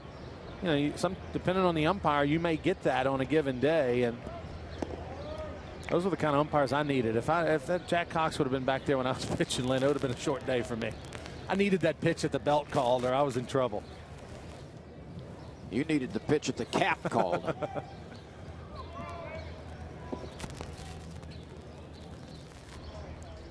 Here's A.J. Reed from Terre Haute, Indiana. I recall you said something about Larry Bird a couple of innings ago. That's where he played his college ball. I don't know if you knew that, but he played his college ball at Indiana State. But he grew up in French Lick. That's correct. Okay. Just want to make sure we get that 1,000% straight. Enough of Larry Bird. 1 strike on Reed. Let's see if this big guy just uncoils. He's had some tough luck in this weekend. Had a couple of very close call strikes against him. Joey Bourgeois is getting ready in the bullpen. We may see him next inning, no matter what. On Friday, A.J. Reed at the plate, he was the starting pitcher for Kentucky. He went 5 innings. He gave up 8 hits, 5 runs, 4 of them earned, walked 2, and struck out 3. Threw 98 pitches on Friday night on the mound.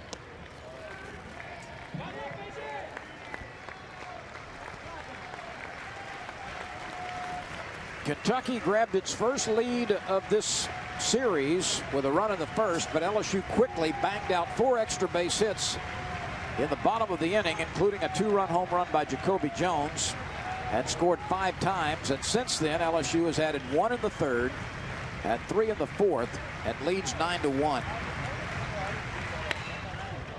This is pretty well tagged.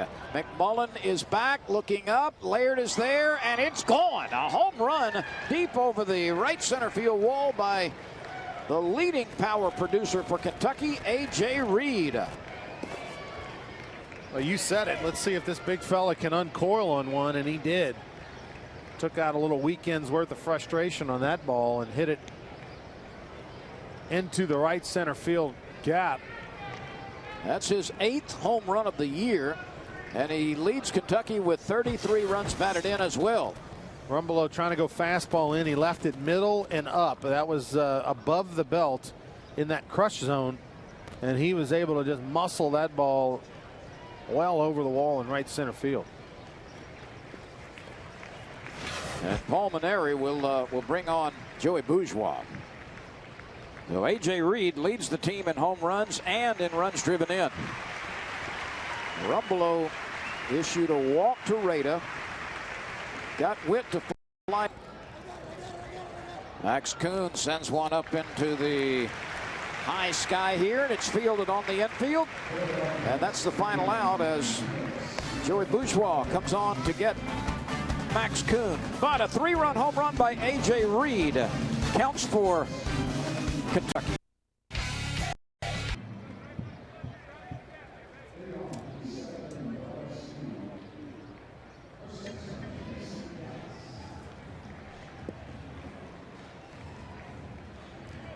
Welcome back to Alex Box Stadium. LSU's lead has been whittled down to 5. Tigers with 10 hits, Kentucky with 8. And Mason Katz will open it for LSU in the bottom of the 7th inning against reliever Chandler Shepard, who's thrown a couple of nice innings in relief of Corey Littrell. Mason Katz has driven in 2 more runs today. He leads the country by a large margin.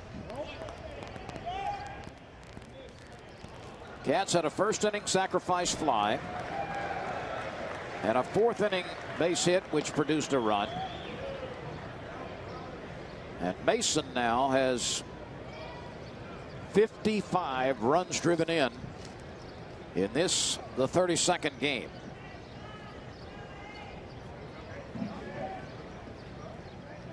Katz is 2 for 2. He came in batting .430.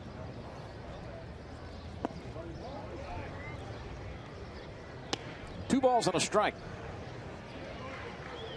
Got a new catcher in there for the Wildcats. I think that might be Casey Schroeder back there. It is Casey Schroeder, the freshman from Ohio. His first throwback to the mound, he sailed it into center field.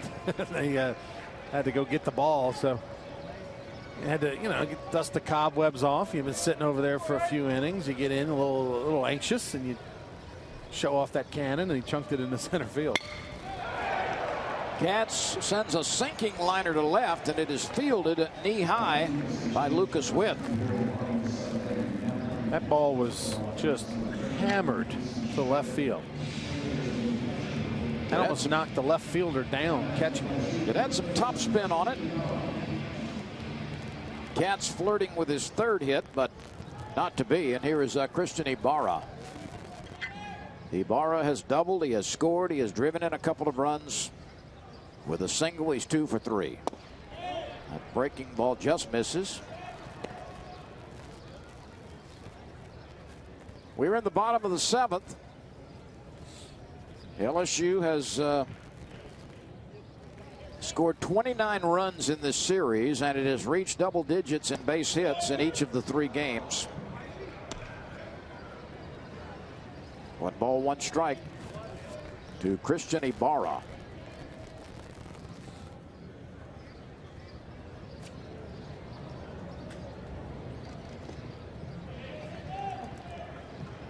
Christian Ibarra at the plate. His story by now has been well told in Baton Rouge, where he came in as a shortstop, kind of as a as a backup for Bregman, in case Bregman were to sign and got drafted and were to sign. They had Ibarra would have played shortstop, but when Bregman came and they proved he could play that position well enough, that gave him the versatility to move Ibarra to 3rd base, and he's done a nice job learning that position. He's still one of the better 3rd basemen LSU's had in quite a while. He's nearly hit by that pitch, and it's ball 4. So Ibarra draws a walk, and the junior from La Puente, California, who hit nearly 400 as a junior college player last year, is at first base. There's Javi Sanchez, LSU's hitting coach, right there. He's got a little Band-Aid there on his chin. Took a ball off the face in practice a couple of weeks ago. Had to get stitches. He was standing by the batting cage, and one of the balls hit the net and went right into his chin. But he's a tough guy. Played for Paul Maneri at Notre Dame, and he's done a great job with this team offensively. You know, helping these guys get going to the point where right now they have one of the best offensive teams in the country. It is the best offensive team in the Southeastern Conference to this point. And Jacoby Jones is at the plate trying to punctuate what already has been a good day. He's had a 2-run home run and a run-scoring single. Let's go back and look at the first inning swing. Well, Jacoby Jones hit one of the furthest home runs I guarantee he's ever hit. I mean, this ball was crushed out to left field. No one even moved out there, and it went way over the bleachers in left, and then he pokes one out to right field to bring home a run. He came in this weekend hitting 188. The average is up to 231. He's climbed over 40 points. That's a pretty good weekend. He's had 7 hits. 3 on Friday, 2 yesterday, and 2 today. 9-4 LSU.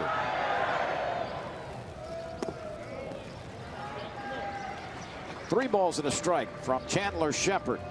Another hitter's count for Jacoby Jones with a base occupied. He should probably get something good here, and that's the difference between this year and last year. He's had a lot of good hitter's counts because of his plate discipline. He got a breaking ball. Yeah, 3-1 breaking ball. Even with a 5-run lead, and you know the respect that they have for Jacoby Jones. They've seen him all weekend long get hot, and of course he hits a fastball at this stage in his career a lot better than he does the breaking stuff, so that's why they went with it. This one is tattooed to left, and it is high off the wall. Ibarra is being waved around, and Jacoby Jones stops at second base with a run-scoring, wall-banging double. That is his 8th hit of the series.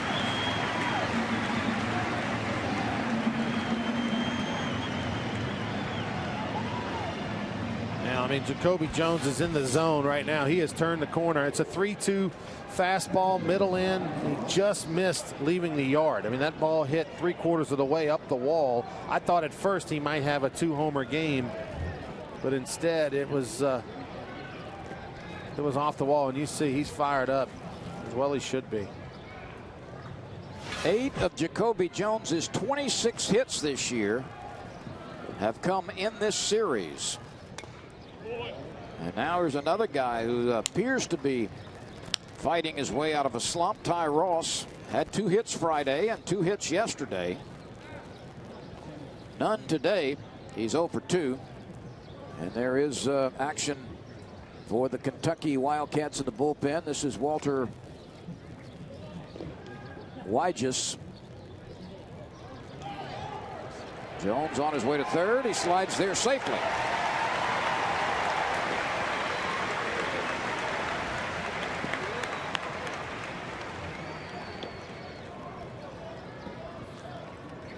Jones, the top base stealer on LSU's team, with 11 coming into today, and been thrown out a couple of times.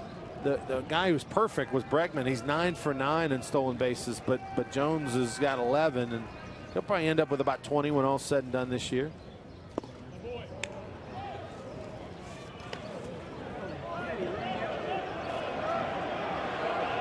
You hear a little buzzing because there was an exaggerated call strike 3 or called strike called by Jack Cox, and he kind of gave the strike 3 exaggerated motion. Yeah, he got a little confused. 1-2 pitch, nubbed it back to the circle, and Jones is out.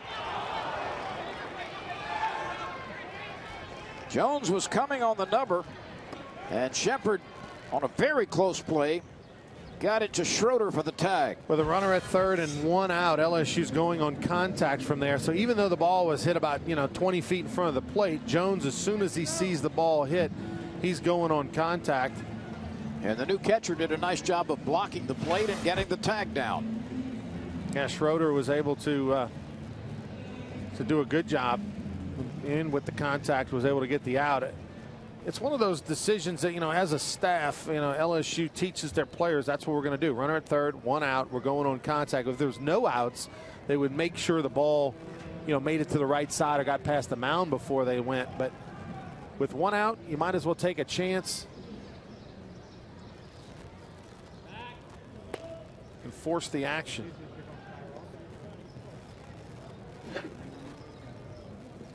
Tyler Moore bats for the second time. He came on in the designated hitter role in the 5th and grounded to the right side.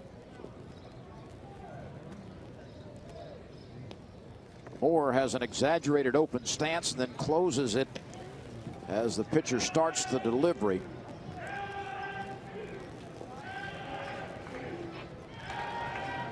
Moore hit a solid .261 last year as a freshman. He had 31 starts, mostly as a designated hitter. Had 4 homers last year, drove in 27.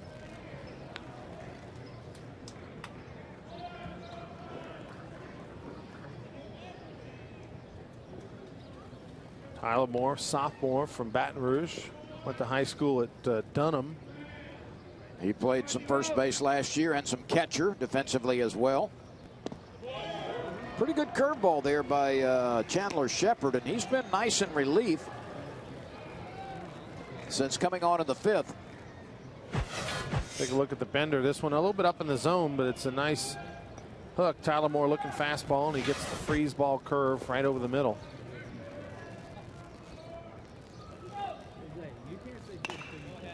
Moore chops one to the first baseman Reed, and he gets to the bag in time. But LSU grabs another run on the double by Jacoby Jones.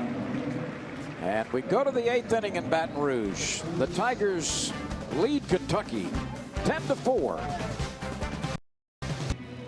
10-4, LSU leads Kentucky here on our SEC Game of the Week on CSS, brought to you by Regions Bank, the official bank of the Southeastern Conference.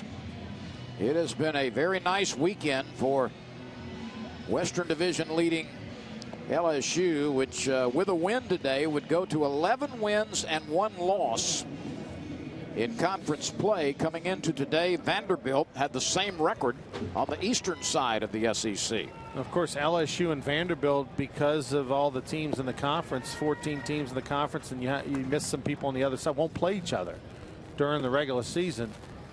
So the first time they could square off would be in Hoover. JT Riddle will take his cuts against reliever Joey Bourgeois. Bourgeois faced 1 man in relief in the 7th and retired Kuhn after Nick Rumbelow had started that inning and went 2/3 and allowed a 3-run home run by A.J. Reed.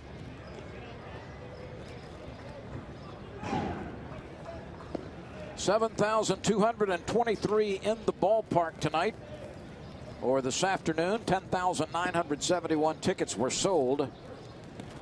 And these two teams have played in front of nearly 24,000 fans in the ballpark over the weekend. Nice hook right there by Joey Bourgeois, the senior from Lutcher, Louisiana, Lutcher High School from Paulina, Louisiana. Went to Lutcher and then went to LSU Eunice for a year before coming to LSU. Bregman has this ground ball played perfectly, and Riddle is retired.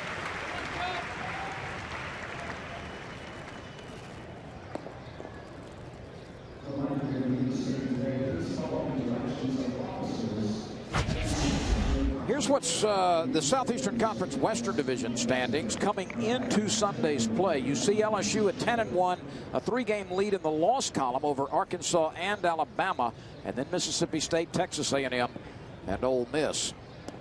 And the eastern side of things shows Vanderbilt at the top, and also a 3-game lead in the loss column over South Carolina. Kentucky at 6-5 in the lead. Very strange to see Florida at 4-7 in the conference, 14-18 overall. I mean, we're used to seeing the Gators up at the top in the East. They're having a little bit of a youth rebuild. They've had some injuries on that pitching staff, and but they'll get it going. They played the toughest non-conference schedule in the country, according to the RPIs and everything. But still odd. You know. Yeah, I think they've played 14 or 15 games against ranked teams so far. Here's Casey Schroeder at the plate for the first time. He came on behind the dish an inning or so ago. And Ibarra is chasing it, can't get it. He was twisting and backpedaling and almost got to it, but it fell out of his reach. Yeah, he needed Rhymes to come on and get that ball. You know, Rhymes, I think, kind of, you know, was kind of given, didn't think it was going to hang up as high, and gave Ibarra more of a chance. I think someone else needed to come get that from him. Once you start seeing the third baseman serpentining backwards for a ball, that's not a good sign.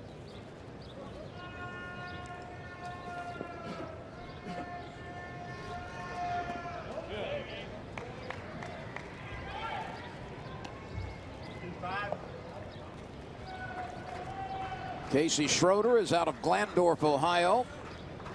He was a 21st round draft pick by the St. Louis Cardinals last year. And he draws a base on balls.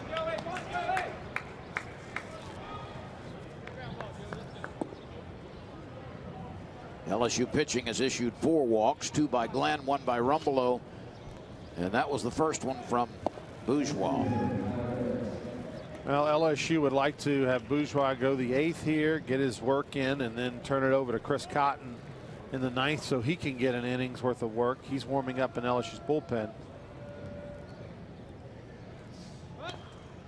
If this were a much tighter game, we probably would see Chris Cotton right here against the left-handed pitcher, the left-handed batter, because he has just been remarkably good over the last 2 seasons against left-handed batters. They're hitting less than 100 against him.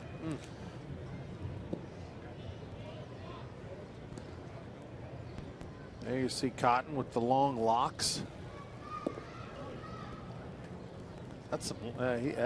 We've seen some growth out of that hair since over the last couple of months. He's this year's Rafe Rhymes. Yeah. Last year, Rafe Rhymes had the long flowing locks, and then he shaved it towards the end of the season. I don't know if that was a good thing. That's when he slumped from 500 to 430. Yeah, I mean, you don't want to mess with a good when you hit 500, you don't change anything. You don't change your routine at all.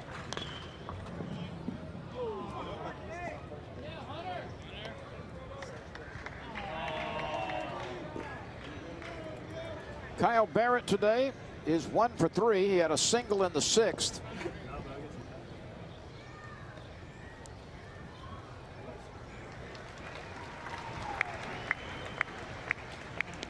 The LSU infield is at double play depth. That's a base hit.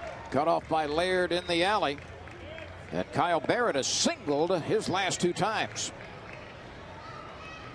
Schroeder stopped at second. Kentucky will be cozy on the base paths, trailing by 6 in the 8th inning. Paul Maneri is going to go out. Right now, he may look toward Chris Cotton with the left-handed batter. And he has made the change. Back-to-back freshmen that reached base, a walk and a base hit. So that's see Kentucky's got a little youth, and here comes Chris Cotton on. He's pumped up. Non-save opportunity, but he's pumped up with a 6-run lead. Well, he hasn't pitched in a while. So he will work here with 1 out. And Chris Cotton is the new pitcher for LSU. Let's take a break. We'll be back to see how Chris Cotton fares against the Wildcats. The Tigers have a 10-4 lead in the 8th. Senior left-hander Chris Cotton, one of the best relievers in the country, and leads the Tigers in saves this year with 8 and a 1.47 ERA. He's won a game. This is his 18th appearance.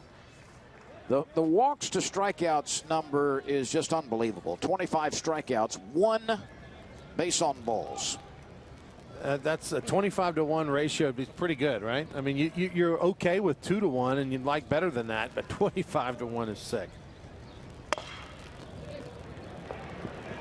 There's an out at second and an out at first. Chris Cotton throws 1 pitch and induces Matt Rada to hit into a double play. Jones, Bregman, and Katz turn it over. So we move to the bottom of the 8th inning. LSU leads Kentucky 10-4. Welcome back, everyone. We play in the bottom of the 8th inning. 10-4. LSU leads Kentucky, and Ryan Combs has come out of the Kentucky bullpen. The left-hander will work the bottom of the 8th. Here you see Combs' numbers. Very tidy, 1.12 ERA, 16 innings pitched, 7 strikeouts, and 4 walks for Combs, who is a freshman out of Lexington, Kentucky. Went to Bryan Station High School. So we're seeing some pretty talented youngsters on this roster. I mean, they've got a good makeup of veteran and young, and they've got a lot of good young players that are getting experience this year. So, I mean, the cupboard is full for the future for Kentucky baseball. Combs pitched on the back end of the game last night and shut down LSU in short relief. The Tigers, though, have scored 9, 11, and 10 on the Friday, Saturday, and Sunday contests with Kentucky. Combs pitched the bottom of the 8th last night, went 1 inning, walked 1, didn't give up any hits. Only threw 10 pitches. Sean McMullen has been a table setter all series long at the top of the order, and he's buzzed by that one. He's already been hit 3 times in this series. He's a guy who crowds the plate, leans over it a little bit, and doesn't back away. McMullen's average has ascended to 295, so he's flirting with becoming the 6th Tiger to hit 300 or better. That one sailed over the cap of McMullen. Combs a little fired up, trying to find the range, and now McMullen's got a hitter's count, 3-1.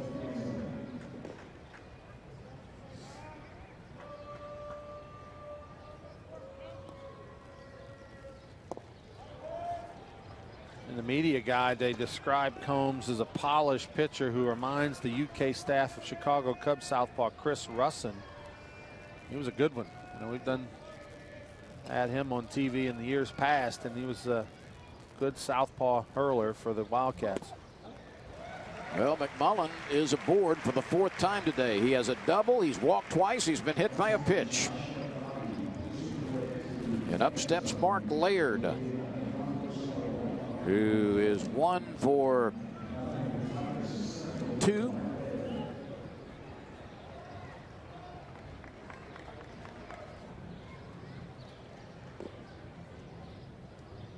Southeastern Conference baseball is just a joy to watch, and I don't think it's an overstatement to say that on every team, there's a wild pitch. Ball in the dirt well in front of the plate and off on the right-handed batter's side as well. But Ronnie, I don't think it's an overstatement to say that on every team in the Southeastern Conference, there is a future major league player. Yeah, that might be a little bit, I don't know. It's 14 teams in the league, and you figure at least one guy off of every roster. I'm not saying this year, but at some point there's a future major league player from the roster this year on every Southeastern Conference player. Very possible. You know, some teams will have more than one. But, yeah, the league is super tough. I mean, you're talking about a guy right here coming out of the bullpen, you know, Combs, a freshman. He was the Kentucky Mr. Baseball, and he was in the Gatorade Player of the Year in the state last year.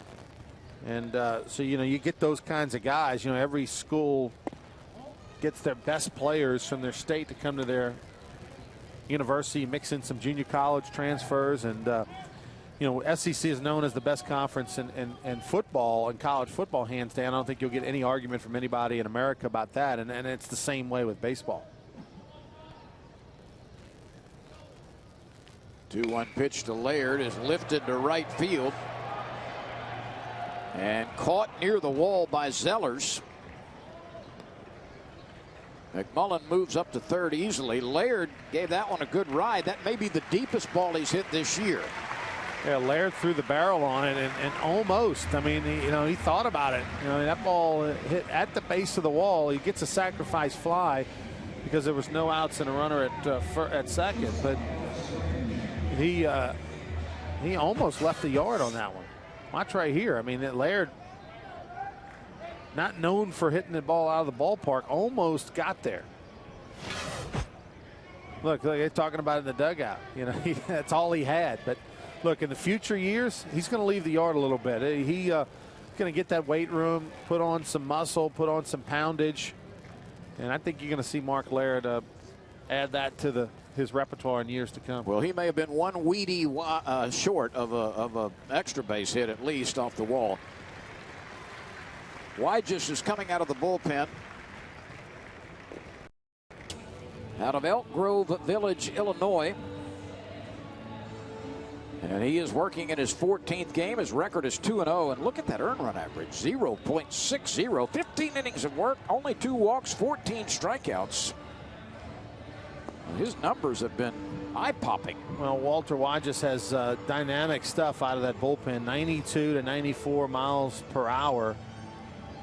And he's the career saves leader over there at Kentucky. He's getting some work in, obviously. They don't want him to go all weekend without throwing, so that's why he's out there on the mound. He's a senior from Elk Grove Village, Illinois, 6'2", 205-pounder. Wyjus has not lost a game in his Kentucky career. Wow. He's 5-0. Now, he's worked exclusively out of the bullpen, only had 1 start in his career, but 5-0. With 81 1/3 innings prior to this year.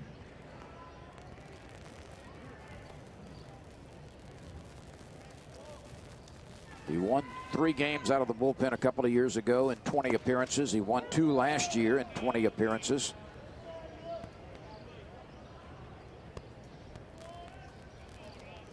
This season by far has been his most effective in terms of ERA. He's been exclusively a short reliever. And he works to Alex Bregman. If you've just joined us, yes, Alex Bregman has extended his hitting streak to 20 games with a 2-run triple in the first inning.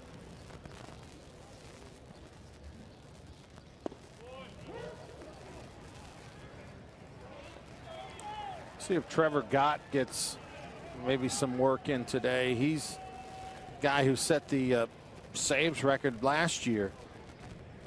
And it's got the big arm out of that bullpen. He's looks like he might be moving around a little bit as well. And Gary Henderson wants to make sure he gets everybody at least some work in that bullpen. 1-2 pitch is in the dirt.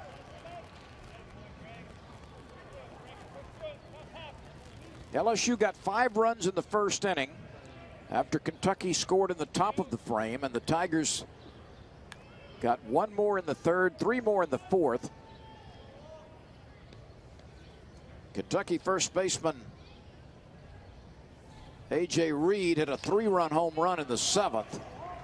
LSU got 1 back in the 7th and leads 10-4. We're in the bottom of the 8th right now.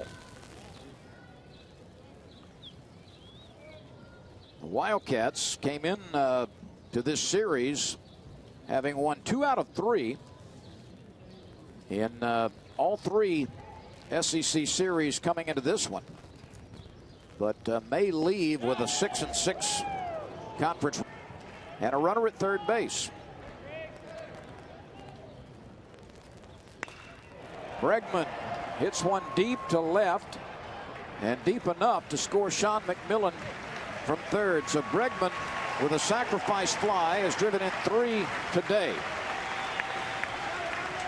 Well, Wyjus got away with that breaking ball. It could have been worse. That ball could have left the ballpark, but Bregman able to do his job with the runner at third, less than 2 outs. He's just trying to lift the ball. On with a base hit in 3 at-bats and 2 runs scored.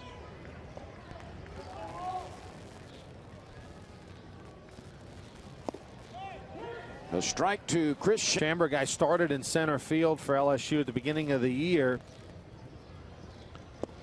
Didn't get off to the opportunity to start in the outfield. Again, alongside run. He's had 18 starts and he's hitting .265. 1-2 pitch is what Can do, and you just have to make the most of your op. They're not starting, and it's not going their way. Sometimes it's tough to not feel sorry for yourself. But you know, you maybe you moping around a little bit, but you've got to stay sharp and ready to go for when you get called on by your coach. LSU's lead is 7. And 3 outs separate the Tigers from a sweep of the Kentucky Wildcats. LSU has made a couple of defensive changes here in the 9th. Chris Shambra has gone into left field. Andrew Stevenson has gone into center field. There's Stevenson, the freshman from St. Thomas More High School in Lafayette, Louisiana, enters the game for McMullen, who leaves the game, and Laird moves over to right. Yeah, Laird in right now, and McMullen leaves with Stevenson in center. And Chris Cotton on the mound induces a quick out. He's thrown a couple of pitches and recorded 3 outs. 2 pitches, 2 outs. He's in that rocking chair mode. Well, 3 outs. Remember the double play That's he came true. on. That's true. That's efficiency. Can't do any plus. better than that.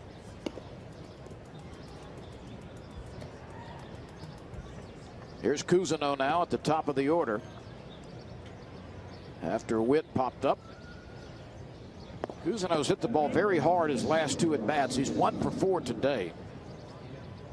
He drove McMullen to the warning track with a line drive last time.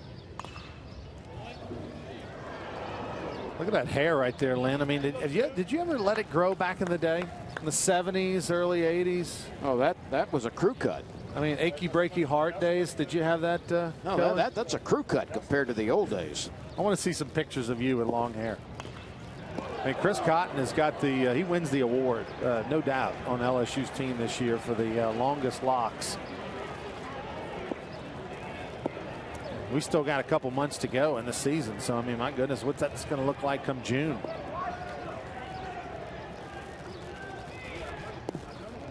That helps hide the ball from the hitter a little bit, doesn't it? guess. I mean, you know, it kind of gives you a little extra deception. I'm not so sure about all that, but It comes out of the weeds from when you throw the ball from behind your head. Cotton working from the weeds. We can save that for a few weeks from now. I'm so glad I didn't play during the long hair days. That wouldn't have been a good thing for me. I was more during the short hair crew cut days, in the early 90s. I wonder if anybody has ever worn a wig. Not in college ball, but you know, professionally. Brian Wilson would probably be up for it. Fake beard, maybe. 2-2 pitch. Hammered into left field, but caught out there by Shambra.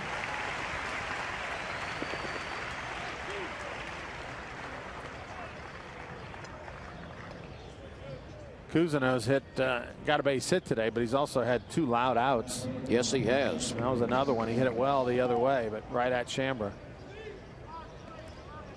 And so the Tigers are 1 out away from beating Kentucky 3 times. Zach Zellers, the senior, waves at that changeup. That's Cotton's best pitch. It looks so much like his fastball. That's what makes Chris Cotton so effective. You know, his fastball's mid-80s. He'll gust it in the upper 80s at times, but the fastball and changeup look exactly the same, except they're obviously 10 miles an hour different. He went back with the fastball. There's Alan Dunn calling the signals. I can't. He's got to be the hardest guy to read the signals. I mean, he's flashing those fingers. He's got that white batting glove on. He's got the Michael Jackson glove on, you know, signaling the signals in there. So he's got the white glove so Ross can see the signals easier. The 4-2-3-2 was a pitch inside and it missed. I think that's a highway in Kentucky, huh? I don't know. Take the 4-2-3-2 up north.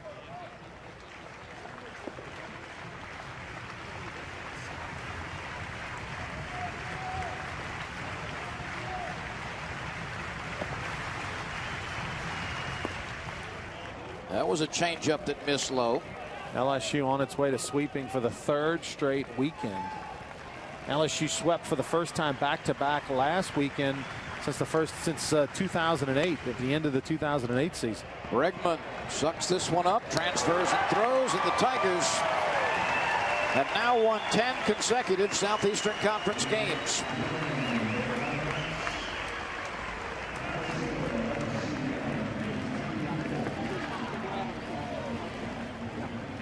Impressive performance by Paul Maneri's squad as they were tested at home against a top 10 team in the country. They now have swept the Kentucky Wildcats, and I think this is a weekend that will reverberate across the landscape of the SEC. People around the country now are taking serious notice of what LSU's doing in Baton Rouge, as they're off to the best start in the history of this storied program.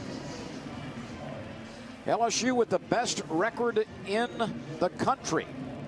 It has won 30 games. It has lost 2. It goes to 11-1 in the Southeastern Conference. The Wildcats are now 22-9. They are 6-6 in the league. 11 runs, 11 hits, no errors for LSU. 4 runs, 9 hits, and 2 errors for the Kentucky Wildcats. The winning pitcher is starter Cody Glenn. His record now 5-1. Corey Littrell absorbs his first loss of the year. His mark is now 4-1.